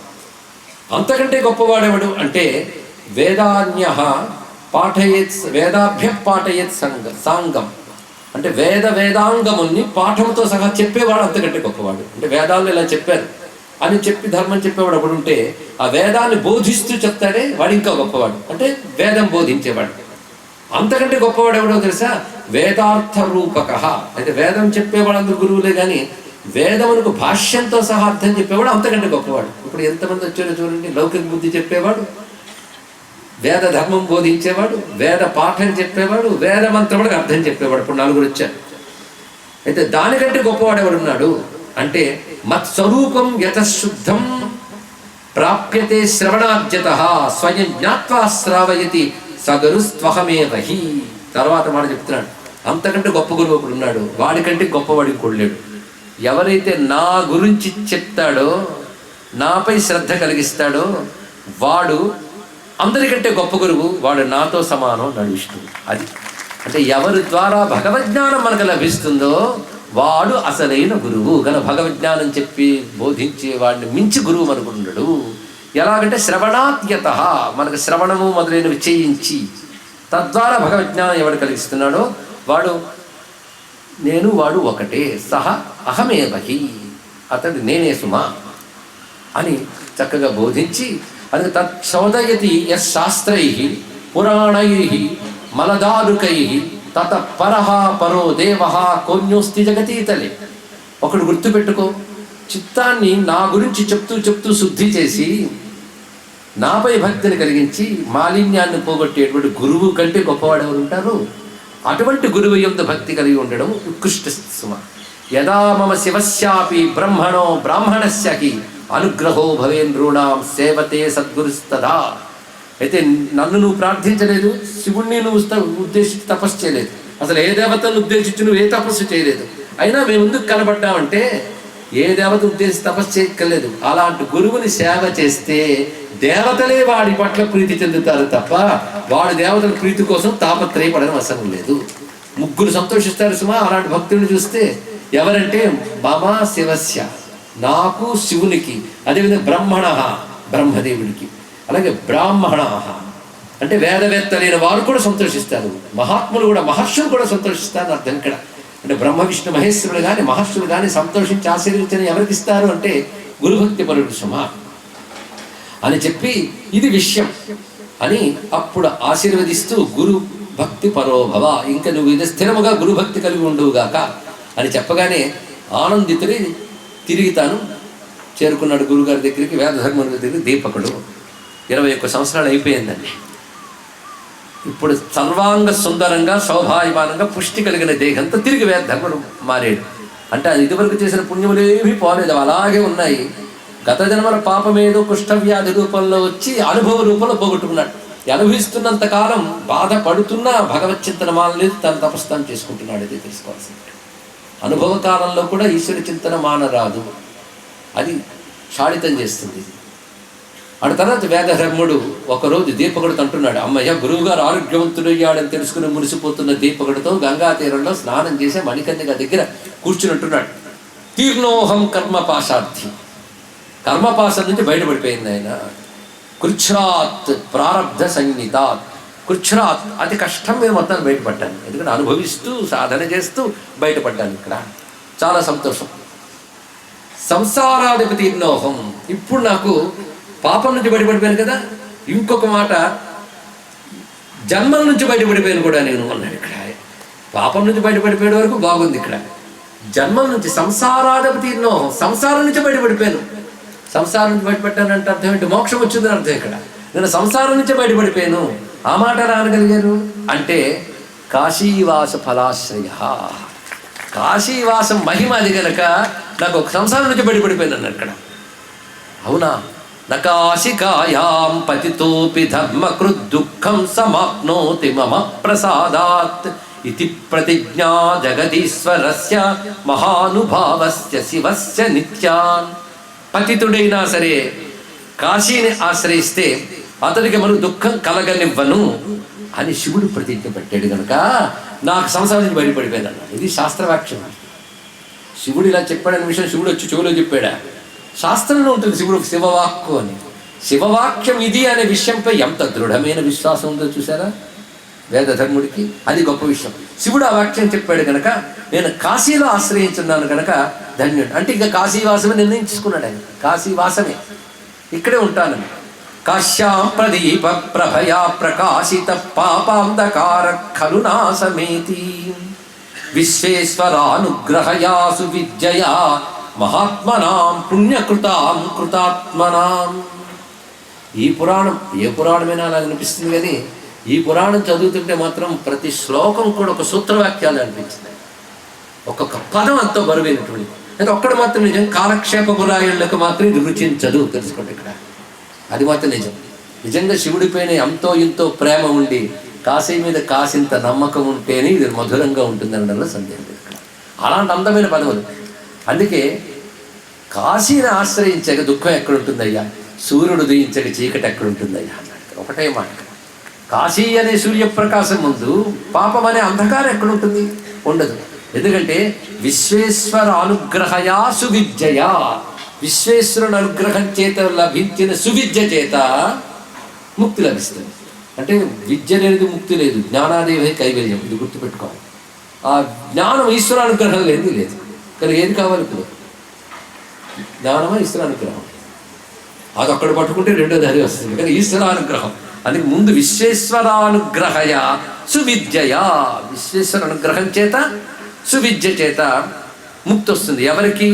మహాత్మనాం పుణ్యకృతాం కృతాత్మనాం, గొప్ప మనస్సు కలగవారికి, అలాగే పుణ్యములు చేసినటువంటి వారికి, సాధకులైనటువంటి వారికి ఈశ్వరానుగ్రహం చేత లభించిన విద్య వల్ల ముక్తి లభిస్తుంది. ఇది క్రమం చక్కగా చెప్పాడు. కానీ ఇప్పుడు చేయవలసిందేముంది?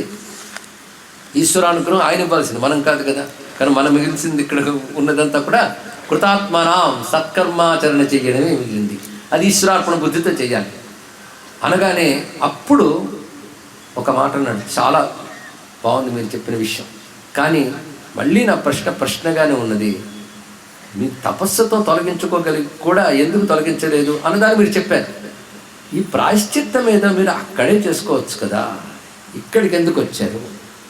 తపస్సు ఇంకో చోటు చేసుకోకూడదు, జపాలు హోమాలు పూజలు పునస్కారాలు ఎక్కువ నిష్కామంగా నేను అక్కడే చేసుకోవచ్చు కదా, కాశీకి రావాల్సిన అవసరం వచ్చింది అని అడిగితే, నువ్వు ఈ గురుభక్తి అక్కడ కూడా చూపించావు నాకు.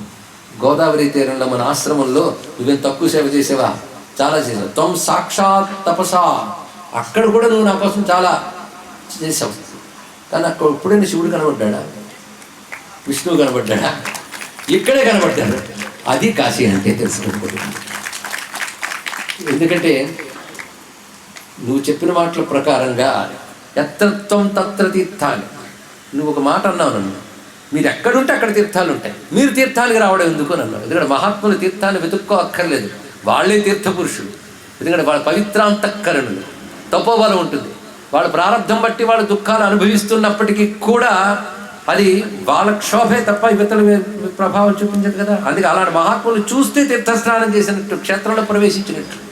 అలాంటి మీరు నివసంతి, మీరు వచ్చి ఇక్కడ చేయడం ఏంటి? కాశీ కిం త్వం ఇహాగత, ఎందువల్ల మీరు ఇక్కడికి వచ్చారని అడిగే కదా. ఒక్కడ చాలు, నీకే అనుభవంలో వచ్చింది కదా. కాశ్యా స్వల్పేన కాలేన దృష్టో దేవ ఉమాపతి. ఎన్ని యుగాలు తపస్సులు చేస్తే కనబడతారు వాళ్ళు. అలాంటిది నువ్వు అక్కడ చేయాల్సిన తపస్సు ఇక్కడ చేయడం వల్ల వాళ్ళు సాక్షాత్కారం పొందవు. అందుకని అక్కడ చేసుకున్న ప్రాయశ్చిత్తం ఇక్కడ చేసుకునేది. ఇది ముఖ్యమైన అంశం స్వామి. అంతేకాదు, అన్యత్ర యకృతో ధర్మ స సాంగ శ్రద్ధయాన్విత అనేక కాల సంపాద్య స సిద్ధోత్ర క్షణాత్ భవేత్. ఈ శ్లోకములు కాశీ రహస్యాన్ని చెప్పేవి. ఇదే రహస్యం అంటే అండి. రహస్యం అంటే ఇది. రహస్యం అంటే నీకు రహస్యం చెప్పనా, పెద్ద కష్టపడక్కర్లేదు, దీనికని చెప్తాను ఇక్కడ. లేకపోతే పెద్దదిలా కనబడుతుంది. ఆ రహస్యం అంతా అక్కడ ఉంటుంది. రహస్యం ఏమిటి అంటే, మిగిలిన చోట్లలో ఏదైనా ఒక సత్కర్మని సాంగోపాంగంగా శ్రద్ధగా శాస్త్రలోపం లేకుండా అనేక కాలం చెయ్యగా వచ్చే ఫలితం కాశీలో క్షణమాత్రంలో లభిస్తుంది. అది కాశీకి ఉన్నటువంటి గొప్పతనం. వర్షాయుధ సహస్రేణి ఏ సేవంతే హరిహరం తేత్ర క్షణాత్ ప్రాప్నువంతి వత్సాత్ త్వమివ ధార్మికాః. 10,000 సంవత్సరాలు హరుని సేవిస్తే వచ్చే ఫలం కాశీక్షేత్రంలో క్షణకాలం సేవిస్తే లభిస్తుంది. అది కాశ్యాకృతం స్వల్పమపి ధ్రువం స్యాత్ పుణ్యేతరత్ పుణ్యమపి స్వభావాత్. కానీ గుర్తుపెట్టుకో, కాశీలో పుణ్యము కానీ పుణ్యేతరము కానీ కొద్దిపాటు చేసినా స్వభావ సిద్ధంగా కొన్ని కోట్ల రెట్లు ఫలితం ఇస్తుంది. ఈ వాక్యం గుర్తుపెట్టుకోవాల్సింది. 2 మాటలు అన్నాడు. పుణ్యమే ఫలితం ఇస్తుంది అనుకోవద్దు. పుణ్యం కానీ పుణ్యేతరము కానీ. పుణ్యేతరం అంటే ఇంతమందిలో పాపం ఇంతమంది అన్నారా? పుణ్యము కానిది పుణ్యేతరం అండి. అంటే ఏమిటి? నిత్యం చేస్తున్నది పుణ్యేతరములు. పుణ్యము కానీ పుణ్యేతరము కానీ కాశీలో కొద్దిపాటి చేసినా కోట్ల రెట్ల ఫలితం వస్తుంది. ఇది గుర్తుపెట్టుకుని కాశీకి వెళ్ళాం కానీ పాపాలు పోతాయని ఇక్కడ తిరిగి వచ్చి లాభం లేదు. ఇంకా జాగ్రత్తగా ఉండాలి.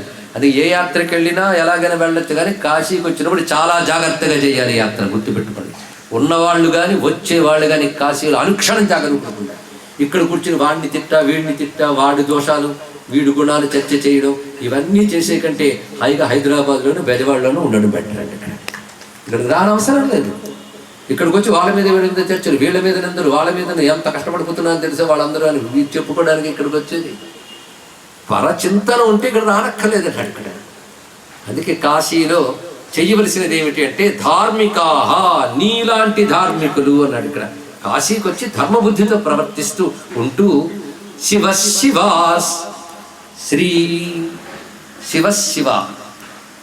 ఎవరెవరిని సేవించాలో చెప్పు. శివ శ్రీహరి అత్ర హారి విధి స్వాత్మజనేషు నూనం.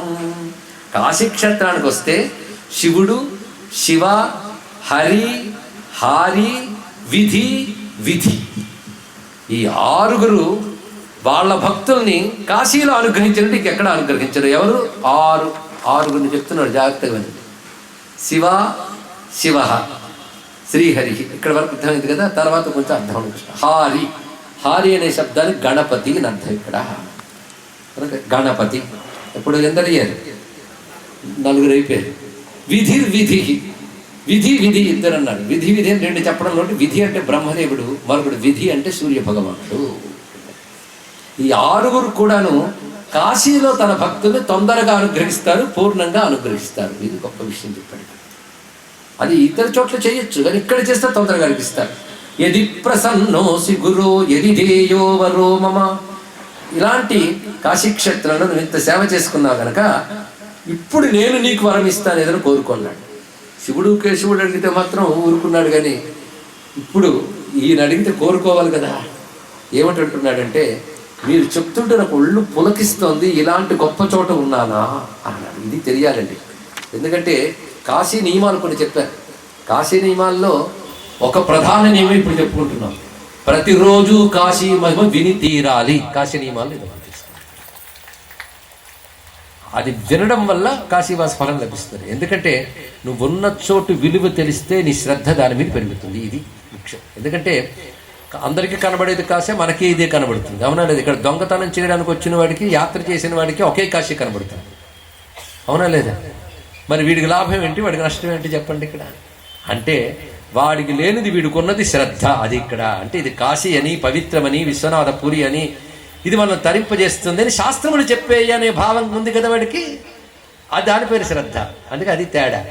అదే శ్రద్ధ కలిగినటువంటి వాడికి చెప్పాలి. అందుకే ఒళ్ళు పులకించిపోయింది ఒక్కసారి, ఆనందంతో అంటున్నాడు, నిజంగా నువ్వు నాకు వరం ఏదైనా ఇస్తానంటే నువ్వు కాశీ మహిమ గురించి చెప్పవయ్యా, అదే వరము నాకు. అంటే ఇంత తపస్సుకు ఫలంగా కాశీ శ్రవణం అడిగాడు అంతే. అంటే ఎంత కోరుకోవలసిన వరమో చూడండి. మనం ఏ తపస్సు చేసామో కానీ అడగకుండానే దొరికింది కాశీ గురించి వినే భాగ్యం.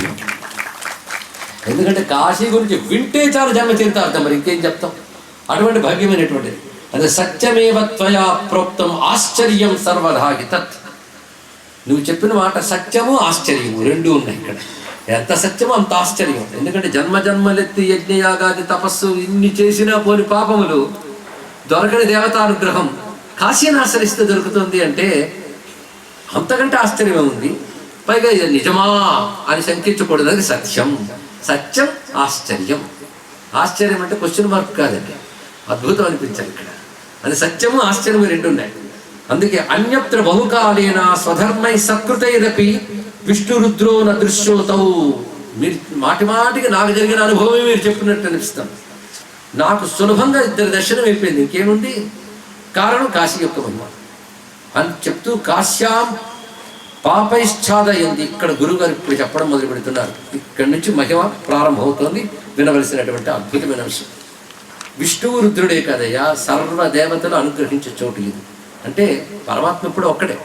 నువ్వు ఆయన్ని ఏ రూపంతో ఉపాసన చేసినా అది సిద్ధించుకోవాల్సిన చోటు మాత్రం కాశీ. ఇక్కడ విష్ణు భక్తుడివైనా కాశీలో విష్ణువుని ఉద్దేశించి సాధన చేయి, విష్ణు అనుగ్రహం శీఘ్రంగా లభిస్తుంది. శివభక్తుడివైనా అంతే, శక్తి భక్తుడివైనా అంతే.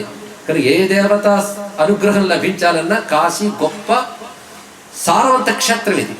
ఎందుకంటే విత్తనాలు వేస్తే సారవంతమైన క్షేత్రం ఎలా మొలకెత్తుతాయో కాశీలో చేసిన భగవత్ సాధన అద్భుతమైన పనిచేస్తుంది అని చెప్తూ కాశ్యాం పాపైశ్చాదయంతి స్వదృష్టిం నరాగమా. అయితే కాశీకొచ్చి కూడా కొందరు కాశీ మహిమ ఆనదు. ఎందుకంటే కళ్ళు ఉన్నప్పటికీ కూడా రోగం సోకితే ఎలా దృశ్యం కనబడదో, పాపం అంటిన మనస్సుకి కాశీ విలువ తెలియదు. కాశీకి వచ్చినా కాశీ విలువ తెలియదు. ఒకటే మాట చెప్పాడు ఇక్కడ. అదే కాశ్యాం పాపైచ్ఛాదయంతి స్వదృష్టిం ఏ నరాధమాహ. కనుక నరాధముడిని ఎవరిననాలంటే ఎవడి యొక్క మనోదృష్టిని పాపం మకిల్లా అంటుకుంటుందో వాడు కాశీ విలువ తెలుసుకోలేడు, వాడు నరాధముడు. అదే కాశ్యాం స్థితోపి, కాశీలో ఉండు కూడా విశ్వేశ్వరుడు చూడలేకపోతున్నాడు అంటే వాడు నరాధముడు. కాకేమిటి అంటే కాశీలో విశ్వేశ్వరుడు ప్రత్యక్షం. అవును, నేను వచ్చాను, ఇంతవరకు విశ్వనాథ ఆలయానికి వెళ్ళలేదంటే అది కాదు. కాశీలో విశ్వేశ్వరుడు ఉన్నాడు, అడుగడుగునా ఉన్నాడు, ఒక చోట ఒక ఆలయంలో కాదు. కానీ నీకు అనుభవానికి రాలేదు. ఎందువల్ల? ఇది గొప్ప మాట అండి, మామూలు ప్రశ్న కాదు ఇది. కాశీలో విశ్వేశ్వరుడు ఉన్నాడన్నారు, నాకు అనుభవానికి రాలేదు. ఎందుకు రాలేదు అంటే మంచి ఉపమానం చెప్పాడు ఇక్కడ. పాపైచ్ఛాదయంతి, పాపముల చేత కప్పబడిపోయినటువంటి వాడికి విశ్వేశ్వరుడు ఎలా అనుభవానికి వస్తాడయ్యా? ఎదురుగా మహాత్ముడు మీకు ఎదురుగా కనబడ్డా మీరు కంబళి మొహానికి వేసేసుకుని కప్పేసుకున్న కనబడలేదంటే తప్పెవరిది? కంబళిదా అయిందా? కప్పుకున్నవాడిది, అంతే కదా. కానీ కంబళి కప్పుకున్నవాడికి ఎదురుగా మహాత్ముడు కూడా కనబడ్డు పాపం అంటిన మనస్సుకు విశ్వేశ్వరుడు అనుభవానికి రాడు. అది తెలుసుకో. అందుకే కాశీకి వచ్చే కూడా అది కడుక్కునే పని చాలా చేయాలి, చేస్తే తొందరగా ఫలిస్తుంది దానికి తగ్గ పని చేస్తే. అందుకే కాశీకి వచ్చి ఈశ్వరానుగ్రహం కోసం తప్పించిపోవాలి. మనం వచ్చేటప్పుడే తిరుగు ప్రయాణం టికెట్ కూడా వేసుకుని జాగ్రత్తగా వస్తాం. ఇక్కడెక్కడ ఏవేవి భోజనాలు ఉన్నాయో మేము జాగ్రత్తగా చూసుకుని వస్తాం. యాత్రలు సులభంగా అయిపోవడానికి కావాల్సిన ప్రయత్నాలు వగేరాలు. కానీ ఆయన అనుగ్రహం కోసం ప్రయత్నించి చూస్తున్నామా? ఆ తపన ఉందా? అది ఉంటే తప్పకుండా లభిస్తుంది. అందుకే ఇక్కడ ఉండి కూడా విశ్వనాథుని అనుభవం రాలేదు అంటే వాడు నరాధముడు అంటారు. సుమా మహాప్రభావ మహతి మహాదేవ హరిప్రియ. ఇది మహాదేవ హరిప్రియ, మహాదేవ ప్రియ హరిప్రియ. అందుకే శివప్రియ కేశవప్రియ అయినటువంటిది ఈ కాశీ. సుమ చాలా అద్భుతమైన మాట అంటూ గురువు బోధిస్తున్నటువంటి కాశీ రహస్యం బోధ ఇక్కడ నుండి జరుగుతుంది. ఇందులో 2 రకాలు. కాశీలో మనకు తెలియని విశేషాలు చెప్పడం మాత్రమే కాదు, కాశీలో మనం మెలగవలసిన పద్ధతులన్నీ ఇందులో చెప్తున్నారు. ఇలా ఉండాలి అలా ఉండాలి అని చెప్పడంలో 2 ప్రయోజనాలు ఉన్నాయి. మనం ఇలా ఉండాలని నేర్చుకుని ఉంటాం. రెండవది వింటున్నంతసేపు అలా ఉంటున్న ఫీలింగ్ ఉంటుంది, అవునా లేదండి? అదొక సాధన, అదొక విశేషమే. కాశీలో గంగా స్నానం చేయాలి పొద్దున్నే అంటే అప్పుడు పొద్దెక్కినట్టు మనం గంగలో స్నానం చేసినట్టు ఒక అనుభూతి వస్తుందా లేదా? అది కూడా ఒక సాధనే అన్నాడు. అందుకే శ్రవణం అన్నదే అది దీనికంటూ గొప్ప సాధన. మీరు మామూలుగా నడిచి తిరిగి చేసే సాధన కంటే శ్రవణం ఎందుకు గొప్పదవుతుందంటే నడిచి చూస్తూ ఉన్నప్పటికీ కలగని భావం శ్రవణం వల్ల కలుగుతుంది కనుక శ్రవణం ఇంకా దగ్గర చేస్తుంది ఈశ్వరుని. చూడండి ఎంత గొప్ప విషయం. అదే కాశీలో శ్రవణాన్ని మించిన సాధన లేదు. అదే ఎన్ని యజ్ఞాగాది క్రతువులు చేసుకున్నా శ్రవణ యజ్ఞం జరగాలండి. లేకపోతే సౌనకాది మహర్షులు నైమిషారణ్యంలో అన్ని యజ్ఞాలు చేస్తున్నా సూత పౌరాణికుడు రాగానే మఠం వేసి కూర్చున్నారు అక్కడ. ఎందుకంటే ఆ యజ్ఞం అంతా ఒక ఎత్తు, నువ్వు చెప్పే యజ్ఞం ఒక ఎత్తుయ్యా. నువ్వు కానీ చెప్పింది వినకపోతే చేస్తున్న దాని విలువ తెలియదు కదా. చేస్తున్న దాని విలువ తెలియడానికి వినాలి. వినడం వల్ల చేస్తున్నవి తొందరగా ఫలిస్తాయి 2. ఎందుకు శ్రద్ధ పెరుగుతుంది కదా. అందుకే అన్నీ ఎందుకు వినాలంటే శ్రద్ధ బలపడడం కోసం. ఎందుకంటే నీకు భగవంతుడి నుంచి మరిపించడానికి కావలసినంత ప్రపంచం ఉంది. భగవంతుడిని గుర్తు చేసే ప్రపంచం చాలా తక్కువ, అని తెలుసుకోవాలి.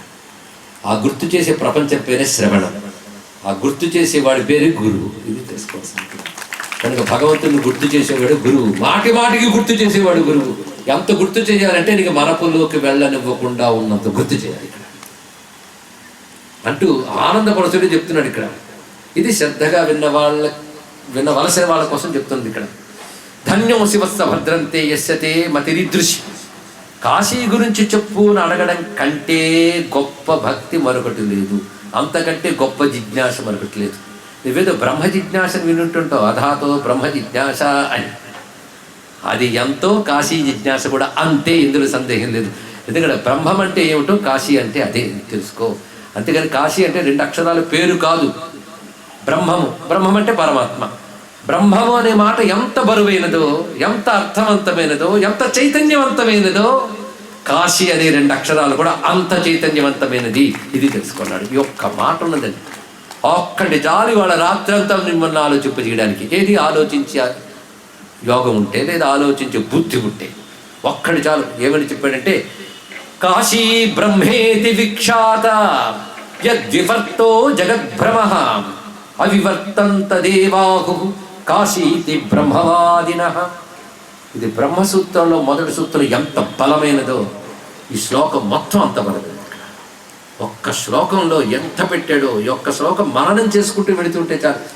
కాశీ బ్రహ్మేతి విఖ్యాత, కాశీయే బ్రహ్మము. బ్రహ్మం అంటే ఏమిటి? చాలా మందికి ఇది ప్రశ్న కదా. యద్వివర్తో జగద్భ్రమః, అక్కడ మళ్ళీ వేదాంతం వచ్చింది. దీన్ని బట్టి వ్యాసుడు హృదయం అద్వైతం అనేది ఇక్కడ అర్థమైపోయింది. శంకరుడి సిద్ధాంతమే. శంకరుడు కొత్త సిద్ధాంతం ఏం లేదు, వ్యాస సిద్ధాంతం. వ్యాసుడికి తనదంటూ సిద్ధాంతం లేదు, వేద సిద్ధాంతమే. అది తెలుసుకోండి. యద్వివర్తో జగద్భ్రమః. వివర్తవాదం అని ఒక వాదం ఉంది, వేదాంత శాస్త్రం వాళ్ళకి తెలుస్తుంది. అంటే క్లుప్తంగా చెప్తాను, కంగారు పడకండి. ఆరంభవాద, పరిణామవాద, వివర్తవాదాలను 3 వాదాలు ఉన్నాయి. 3వ వాదం అద్వైతం, మిగిలినవి ద్వైతవాదాలు. ఆరంభం అంటే పరమాత్మ కూడా ఉన్నాడు సృష్టికి పూర్వం, ఆయన నుంచి సృష్టి ఆరంభమైంది, ఇది ఆరంభవాదం. పరిణామవాదం అంటే పరమాత్మే ప్రపంచంగా మారాడు, అంతే కదా? కాదు. వివర్తవాదం ఏం చెప్తుందంటే పరమాత్మ ఒకడు ఉండి తర్వాత ప్రపంచం వచ్చింది అని చెప్పడం కాదయ్యా. ఆయన పరమాత్మ ఉన్నాడు, రెండవది లేదు. అసలు రెండవది లేదు అన్నప్పుడు నువ్వు ఎలా చెప్తావు? అప్పుడు ప్రారంభవాదం పక్కకి వెళ్ళిపోయింది. పరిణామవాదం అంటే అర్థం ఏంటంటే పాలు పెరుగ్గా మారి, పాలు పెరుగ్గా మారినట్టు పరమాత్మ ప్రపంచంగా మారాడు కదా. బాగుంది ఇదేమైనా? పాలు పెరుగ్గా మారినప్పుడు మొదటి రూపం లేదు, పరమాత్మ ప్రపంచంగా మారిపోతే మరి పరమాత్మ లేడా? ప్రపంచ వికారం వచ్చిందా? అప్పుడు రెండవది తప్పు అయిపోయింది. మరి ఏం చెప్పాలి? ప్రపంచం ఉన్నట్టు కనబడడానికి ఆధారం పరమాత్మ, పరమాత్మను ఆధారం చేసుకుని ప్రపంచం కనబడుతుంది. పరమాత్మ తీసేస్తే ప్రపంచం లేదు, ప్రపంచం లేకపోయినా పరమాత్మ ఉంటాడు. అది తెలుసు ఇక్కడ. అది వివర్తం అనే మాట అంతం. కానీ మనకు చిత్రం ఏంటంటే పరమాత్మ యందు ప్రపంచం ఉంది, కానీ మన ప్రపంచం తప్ప పరమాత్మ కనిపించట్లేదు. అప్పుడు జగత్తు ఉన్నట్టు కనబడుతుందా లేదా? అలా ప్రశ్నిస్తారేంటండి, జగత్తు ఉందని తిడతారు కూడా మీరు నన్ను కాసేపు అయితే. ఒకవేళ శ్రద్ధగా వింటే కనబడుతుంది కదా జగత్తు అంటే. నేను బ్రహ్మం అంటే తెలియదు కనుక జగత్తు సత్యం అనుకుంటున్నాను. జగత్తు భ్రమ, జగద్భ్రమ యద్వివర్తో అన్నాడు ఇక్కడ. లేని జగత్తు ఉన్నట్టు కనబడ్డానికి కారణం ఎవడు ఉండడమో వాడి శివుడు. ఒక్క మాట చూస్తాను, మళ్ళీ నేను తెలుగులోనే చెప్తాను. లేని జగత్తు ఉన్నట్టు కనబడ్డానికి కారణం ఎవడో వాడిని బ్రహ్మం అంటారు. మీ బ్రహ్మసత్యం జగన్మిథ్యాన్ని మాట విన్నారు ఎప్పుడైనా? అదేనండి. కానీ జగత్తే సత్యం అనిపిస్తుంది. జగత్ సత్యం అనిపించడానికి కారణం ఏమిటి? జగత్తా? కాదు, ఆయన తెలియకపోవడానికి కారణం ఏంటి? అజ్ఞానం, మరొకట్లేదు ఇక్కడ. కనుక ఆయన ఆధారంగా ఉన్నాడు, దాని మీద జగత్తు ఉంది. ఇది ఎలాగో అంటే దీన్నే రజ్జు సర్ప భ్రాంతి అంటారు. చెప్పకపోతే అర్థం కాదని శంకరులకు కూడా తెలుసు. తాడుని చూసి పాము అనుకున్నారు. పాము అనిపించడానికి కారణం ఏంటి చెప్పండి? బ్రహ్మ అన్నారు, తాడని లేదు. పాము అనిపించడానికి కారణం ఏమిటి? నీ భ్రమ. కానీ తాడే లేకపోతే పాముని అనిపించదు కదా. కానీ భ్రమకైనా ఆధారం ఏంటంటే తాడే కదా. నీ అజ్ఞానం కలిసి తాడు ఎందుకు పాము భ్రాంతిని తీసుకొచ్చింది కదా. అజ్ఞానం కలిసింది, అజ్ఞానం తీసే ఏముంది?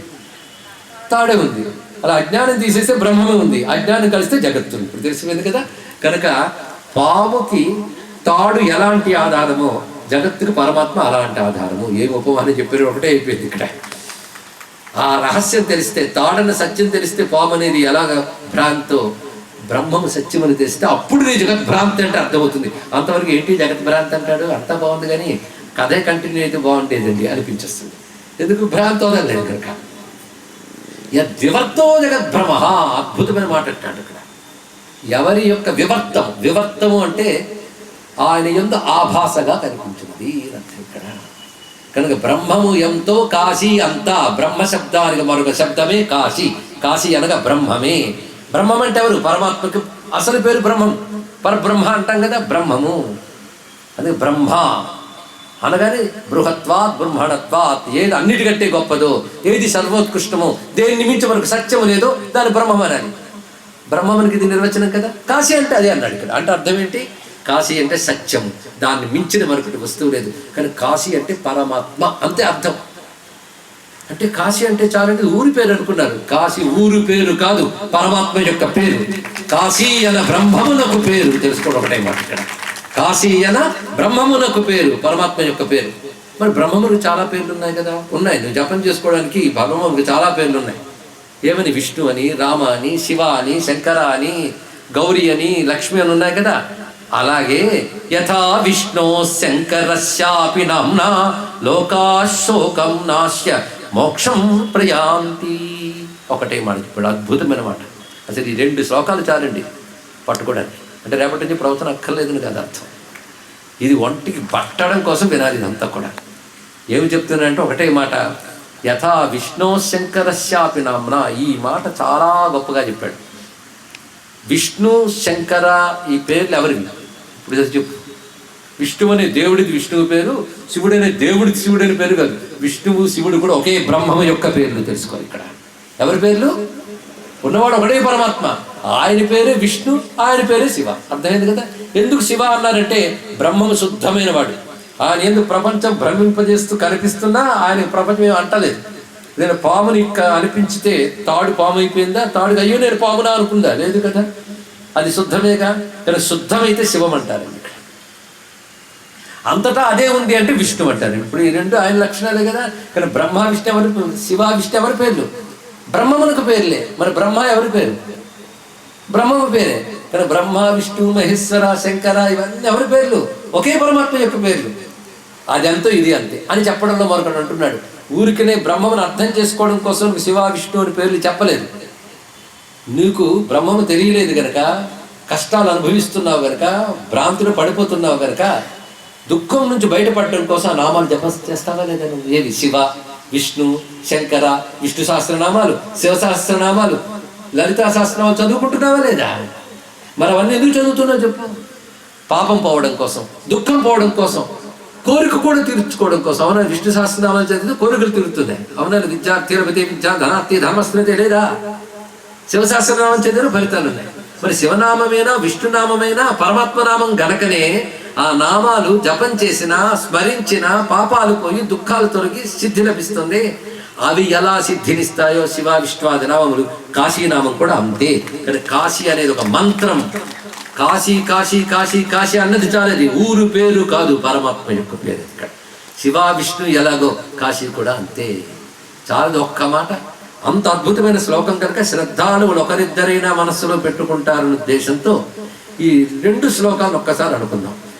కాశీ బ్రహ్మేతి విఖ్యాత యద్వివర్తో జగద్భ్రమః అవివర్తంత దేవాహు కాశీతి బ్రహ్మవాదినః. కనుక ఏది అవివర్తం అంటే భ్రాంతి లేక సత్యమై ఉన్నదో దానిని బ్రహ్మవాదులైన వారు కాశీ అంటారు. కనుక కాశీ, అందుకే ధాతువుల ప్రకారం చూస్తున్న కాశీ అంటే ప్రకాశ స్వరూపం అని అర్థం. ఇక్కడ ప్రకాశ స్వరూపము అంటే స్వయం ప్రకాశ స్వరూపం, తనంత తాను ప్రకాశించినది. ఎందుకంటే సృష్టిలో ప్రతిదీ స్వయం ప్రకాశం కాదు, ఇంకొక దాని చేత ప్రకాశింపబడుతున్నది. అవునా? అదే సూర్యుడు వల్ల మనం ప్రకాశింపబడుతున్నాం. కానీ సూర్యుడు స్వయం ప్రకాశం, మీరు నేను ప్రకాశింపజేయం. సూర్యుడు స్వయం ప్రకాశం కదా? కాదుట. సూర్యుని కూడా ప్రకాశింపజేసే వస్తువు ఒకటి ఉన్నది, అదే పరమాత్మ అని భగవద్గీతలో స్వామి చెప్పాడు. జ్యోతిషామపి యజ్యోతి, అది ప్రభాస్మి శశి సూర్యయోహో అన్నాడు భగవానుడు. సూర్యుల్లో చంద్రుల్లోని వెలుగులు నేనన్నాడు. అప్పుడైనా మనకు తెలియద్దు సూర్య చంద్రుడికి అసలు వెలుగు లేదు, అందులోంచి వచ్చే వెలుగు ఈశ్వరుడే. కానీ సూర్యుడిని చంద్రుని కూడా వెలిగించేవాడిని నేను. మరి నిన్ను వెలిగించేది ఎవరు? అది అడగచ్చు కదా మనం. మన క్వశ్చన్స్ ఎక్కువ కదా. మమ్మల్ని ప్రకాశింపజేసేది సూర్యుడైతే సూర్యుని ప్రకాశింపజేసేది ఎవరు? నేనే. మరి నిన్ను ప్రకాశింపజేసేది ఎవరు అంటే నన్నెవడియ ప్రకాశింపజేసేది? నాకు నేనే ప్రకాశం, నేనే స్వయం ప్రకాశం. అందుకే నతత్ర సూర్యోభాతి న చంద్రతారకం నేమా విద్యుతో భాంతి కుతో యువగ్ని నతద్భాసయితే సూర్య. అక్కడ అంటే భాసయితే భాసయితే ఎందుకు వాడాడు? ఇది ఆలోచించమన్నాడు. ఉపనిషత్తులు వెతకండి ఏం చెప్తుంది. నతద్భాసయితే అంటుంది, నతత్ర సూర్యోభాతి అంటుంది ఇక్కడ. మరి ఏమిటంటే భాసయతి బహుదా భగణాన్ స్వధామ్నా. చిన్న విషయం కాదు. తన యొక్క ప్రకాశం చేత అన్నిటినీ ప్రకాశింపజేసేవాడు. తనకే ప్రకాశం అవసరం లేని వాడెవడో వాడిని బ్రహ్మం అన్నావే. మరి ప్రకాశము ప్రకాశము కాశము అని 1,00,000 మార్లు అన్నావే, దాని పేరే కాశీ. ఇది తెలుసుకో. ఇక్కడ స్వయం ప్రకాశ స్వరూపం సర్వజగతిని ప్రకాశింపజేస్తుంది. ప్రకాశం అంటే లైట్లుగా చైతన్యం తెలుసుకోండి. ఇక్కడ ఎన్ని లైట్లున్నా మన అసలు చైతన్యం లేకపోతే అవి ఏ వెలుగు లేదు. కనుక ఇక్కడ ప్రకాశింపజేయ వస్తువు అంటే చైతన్యము అని అర్థం. ఇక్కడ కనుక చేతనములు చైతన్యము, చైతన్యము పొందినవి చేతనములు, పొందవలసింది కాకుండా తానే చైతన్యము ఉన్నదేదో. కనుక పరమాత్మకి అసలైన పేరు కాశీ. కానీ కాశీ అనేది పరమాత్మ యొక్క ప్యూర్ నేమ్, శుద్ధనామం అండి. ఇక్కడ ఇప్పుడు కాశీ అని పేరు భావమే మారిపోయింది. ఇక్కడ ఇక వ్యవహారంలోన వారణాసి నదులు ఇన్ని వ్యవహారం కోసం చెప్తాం. కానీ కాశీ అనేటటువంటిది అటువంటిది. అయితే శివునికి నామాలు విష్ణునామాలు ఎంత మహిమాన్వితములు, కాశీనామాలు కూడా అంత మహిమాన్వితములే. ఏంటి? అవిముక్తము, ఆనంద కారణము, వారణాసి, రుద్రగేహము, మహాశ్మశానము, ప్రతి పేరు మధురమే. తెలుసా నీకు? ఆ పేర్లన్నీ జపం చేసుకో. మహాశ్మశానం అదొక నామం, వారణాసి మరొక నామం. ఎంత దివ్యమైనది! ఎందుకు? వాటికి ఈ అర్థం పరమాత్మ వైపే అర్థం ఉన్నది. వారణాసి అనే 2 నదుల నడుమ ఉన్నది అనే కాకుండా పరమాత్మ వైపు దానికి అర్థం ఉన్నది.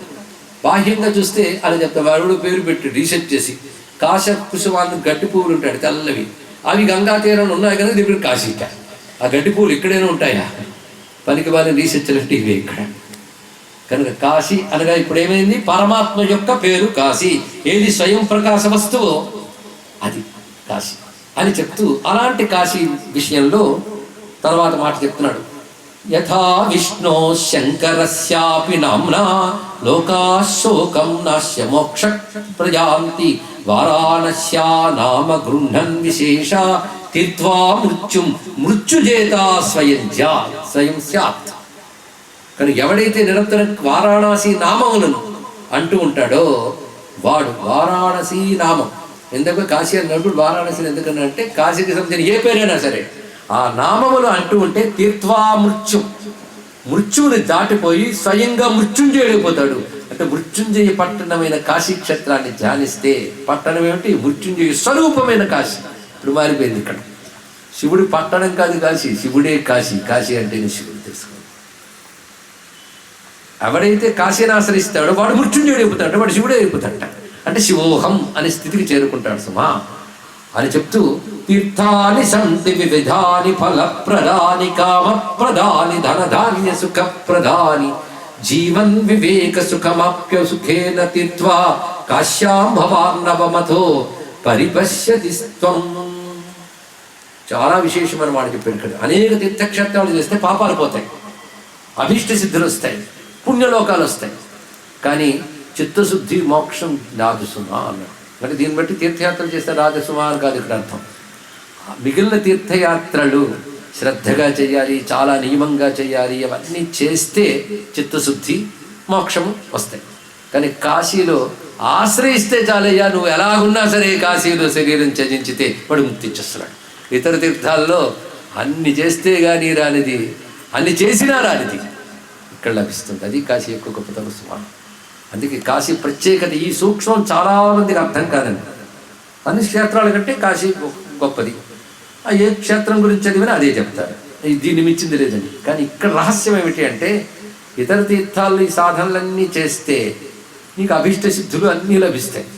కానీ అక్కడ అంత శ్రద్ధగా చేస్తే చిత్తశుద్ధి రావచ్చు. కానీ ఇక్కడ ఆ శ్రద్ధ లేకపోయినప్పటికీ కూడా భగవత్ సాధన చేస్తే నీకు చిత్తశుద్ధి మోక్షం లభిస్తుంది. ఎందుకంటే సహజంగా ఇది ఉంది ఇక్కడ, అంతే కదా. ఇంకోటి చోటకి వెళ్తే నువ్వు కట్టె రగిల్చుకుని మంట పెట్టుకోవాలి. మండుతున్న చోటుకు వస్తే నువ్వు కట్టె రగిల్చుకోనక్కర్లేదు, అక్కడ జ్వాల ఉంది. అది కాశీ అంటే తెలుసుకో ఇక్కడ అంటూ మహానుభావుడు వివరిస్తున్నాడు. ఎంత పరవశంగా ఒక్కొక్క విషయం చెప్తున్నాడు. వాస కాశ్యాం సజ్జనానాం ప్రసంగ గంగా స్నాన పాపకర్మారుచిశ్చ పుణ్యే ప్రీతి స్వేచ్ఛయా లాభ సౌఖ్యం దానం సత్యాన ప్రతిగ్రాహ్య మాత్ర అష్టావేతే యస్య సంచేవ యోగా యోగాభ్యాసైస్తశ్చ కిం కాశికాయాం. ఈ శ్లోకం మరొక రహస్యం. కాశీ రహస్యంలో ఈ శ్లోకం గొప్పది, ఈ శ్లోకం గొప్పది అని ఎందుకు చెప్తున్నామంటే, వాళ్ళు గొప్ప శ్లోకాలే ఇక్కడ చదవడం జరుగుతుంది. మిగిలిన శ్లోకాలన్నీ కథారూపంలో మాటల్లో చెప్పేస్తుంది. గొప్ప శ్లోకాలు మాత్రమే ఇక్కడ చెప్పుకోవడం జరుగుతుంది. అష్టాంగ యోగాలు మీరు వినుంటారు, తెలుసు కదా. తెలుసు, ఏది చెయ్యడమా చేసామా. అష్టాంగ యోగం లిస్టు చెప్పమని తడుముకోకుండా చెప్తాం. ఎందుకంటే ఇదివరకు ప్రపంచంలో నోట్స్ రాసుకున్నాం. యమనియమాసన ప్రాణాయామ ప్రత్యాహార ధారణ ధ్యాన సమాధి అష్టాంగ యోగములు కదా. అందులో ఒక్కడ అర్థమైతే చేసేటప్పటికి అయిపోతుంది జీవితం. అంత అష్టాంగ యోగం చేస్తే కానీ బయట సిద్ధి రాదు. కాశీలో ఆ అష్టాంగ యోగం కాదు, మరొక అష్టాంగ యోగం ఉంది. 8 అంగములు. ఇవి కాశీలో పాటిస్తే బయట ఎక్కడో చేసిన అష్టాంగ యోగాలు ఎంతో కష్టమైనవి. అంత కష్టం కానీ 8 అంగాలు చెప్తున్నాను. 8 అంగాలతో కాశీలో ఎవడుంటాడో వాడు బయట అష్టాంగ యోగ సిద్ధుడు కూడా పొందలేని సిద్ధిని పొందగలడు. ఏమిటా 8 అంగములు రేపు తెలుసుకుందాం. సర్వం శ్రీ విశ్వేశ్వర చరణారవిందార్పణమస్తు. చిన్న చిన్న విశేషములు ఏమిటంటే, శ్రద్ధాళువులు చాలా మంది వస్తున్నారు. నిద్రాళువులు మాత్రం మొదటి వరుసల్లో కాకుండా వెనక వరుసలో కూర్చోండి. కేవలం శివుడిపై శ్రద్ధ ఉన్నటువంటి వారు కూర్చోండి, అన్యత భావించవద్దు. ఇది కొంచెం సీరియస్గా చెప్తున్న సబ్జెక్ట్ శివరహస్యం. వాక్యములని చాలా విశేషములైనవి. సర్వం శ్రీ విశ్వేశ్వర చరణారవిందార్పణమస్తు. కాశీక్షేత్ర నివాసాయ కామితార్థ ప్రదాయినే విశాలాక్షి సమేతాయ విశ్వనాథాయ మంగళం. త్రయస్త్రింశత్కోటిదేవతా సహిత గంగాన్నపూర్ణాంబికా సమేత కాశీ విశ్వేశ్వర స్వామికి. సరిపోలే, నేను ఎన్నోసార్లు కాశీలో ప్రవచనాలు చెప్పారు కానీ అక్కడెక్కడ కనబడి ఉత్సాహం నాకు ఎక్కడ కనబడలేదు మాత్రం చెప్తున్నాను. ఏది ఆ శ్రద్ధ, ఏదో ఉత్సాహం ఏది? శ్రీ కాశీ విశ్వేశ్వర స్వామికి, శ్రీ కాశీ విశ్వేశ్వర స్వామికి, శ్రీ కాశీ విశ్వేశ్వర స్వామికి. నమః పార్వతీ పతయే హర హర మహాదేవ్.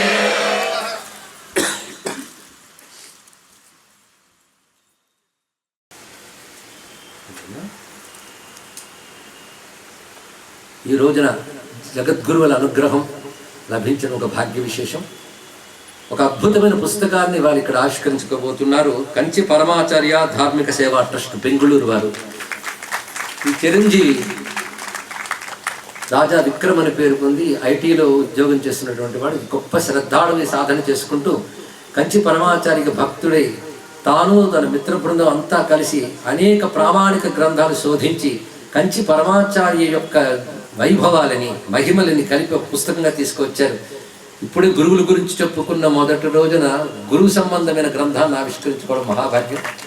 అందులో పరమాచార్యుల వంటి వారు నిత్యము ఉన్నటువంటి వారు, వారి సిద్ధి పొందేరనడానికి లేదు. భౌతికాయి కనబడింది కానీ ఇప్పుడు వారు ఉన్నారు. స్మరించినంత మాత్రం అనుగ్రహిస్తారు. గురువు అనేది శరీరం కాదు కనుక జ్ఞానజ్యోతి స్వరూపం. వారికి సంబంధించిన ఒక అద్భుతమైన గ్రంథం కంచి పరమాచార్య వైభవం అనే పేరుతో చేసిన దాన్ని ఈరోజు ఇక్కడ ఆవిష్కరిస్తూ ఉన్నాం. దీనికి హారతి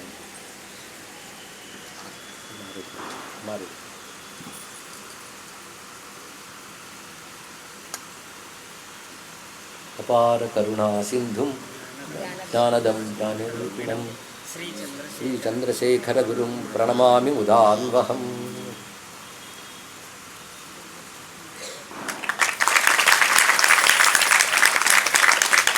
మన ఇంత కార్యక్రమాన్ని చక్కగా నిర్వహిస్తున్నటువంటి ఆప్తులు ఆత్మీయులు మా గోలి అశోక్ గుప్తా దంపతుల్ని వారికి ప్రథమ ప్రతి ఇవ్వడం జరుగుతుంది. వాడు తనయుడు, తండ్రికి తగ్గ తనయుడు సంతోష్ గుప్తా. వీటి లభ్యం గురించి ముఖ్యంగా చిరంజీవిని అభినందించారు మనం.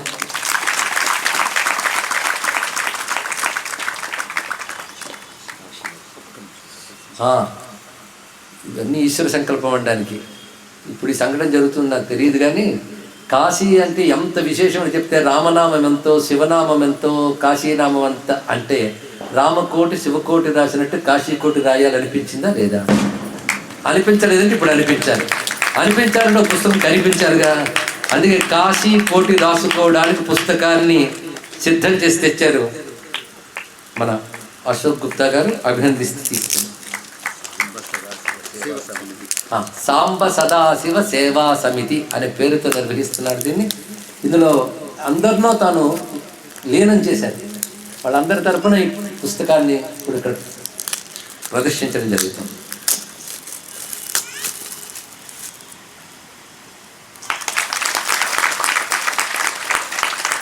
కాశీ శివకోటి పేరు కానీ ఇందులో శివనామం ఎక్కడ కనబడుతుంది? కాశీనామం కనబడుతుంది. అయినా ఇది కాశీ శివకోటి ఇప్పటి వరకు విన్నారు కనుక. ఇది ప్రథమత కాశీనామంతో లేఖనం చేయడం అనేది మొదటిసారి కాశీలో.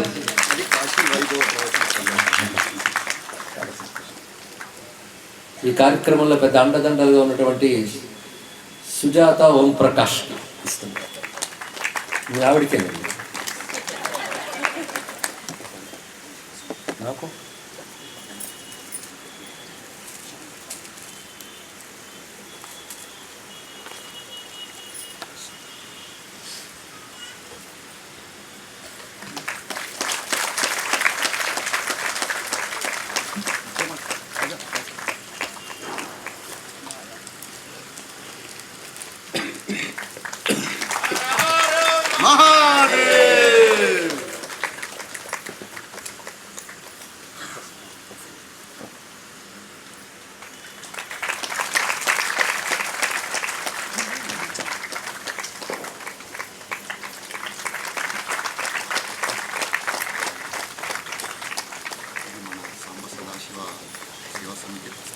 ఇస్తామండి డిజైన్ చేసి అందరికీ గుర్తుండేలా రోజు పూజ దగ్గర కూడా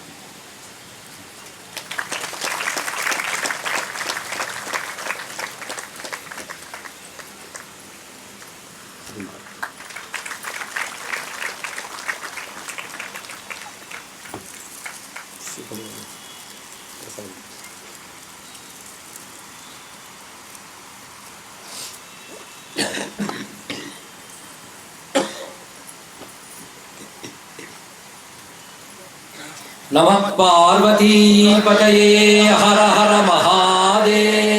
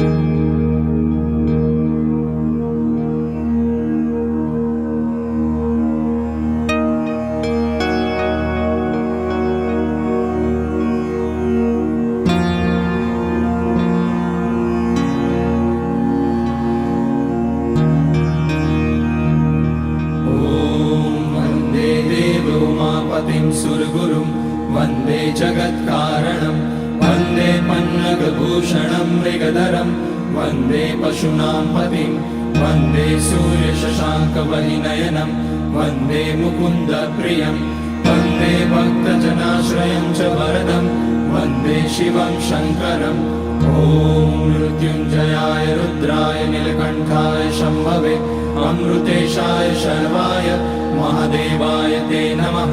नमस्तेस्तु भगवन् विश्वेश्वराय महादेवाय त्र्यम्बकाय त्रिपुरान्तकाय त्रिकाग्निकालाय कालाग्निरुद्राय नीलकण्ठाय मृत्युञ्जयाय सर्वेश्वराय सदाशिवाय श्रीमान् महादेवाय नमः। ॐ नमः शम्भवाय च मयोभवाय च नमः शङ्कराय च मयस्कराय च नमः शिवाय च शिवतराय च ॐ त्र्यम्बकं यजामहे सुगन्धिं पुष्टिवर्धनम् उर्वारुकमिव बन्धनान् मृत्योर्मुक्ष्यमामृतात् नागेन्द्रहाराय त्रिलोचनाय भस्माङ्गराय महेश्वराय नित्याय शुद्धाय दिगम्बराय तस्मै नकाराय नमः शिवाय मन्दाकिनी सलिलचन्दन चर्चिताय नन्दीश्वर प्रमथनाथ महेश्वराय मन्दार पुष्य बहुपुष्य सुपूजिताय तस्मै मकाराय नमः शिवाय शिवाय गौरी वदनाब्ज वृन्द सूर्याय रक्षाध्वरनाशकाय श्रीनीलकण्ठाय वृषध्वजाय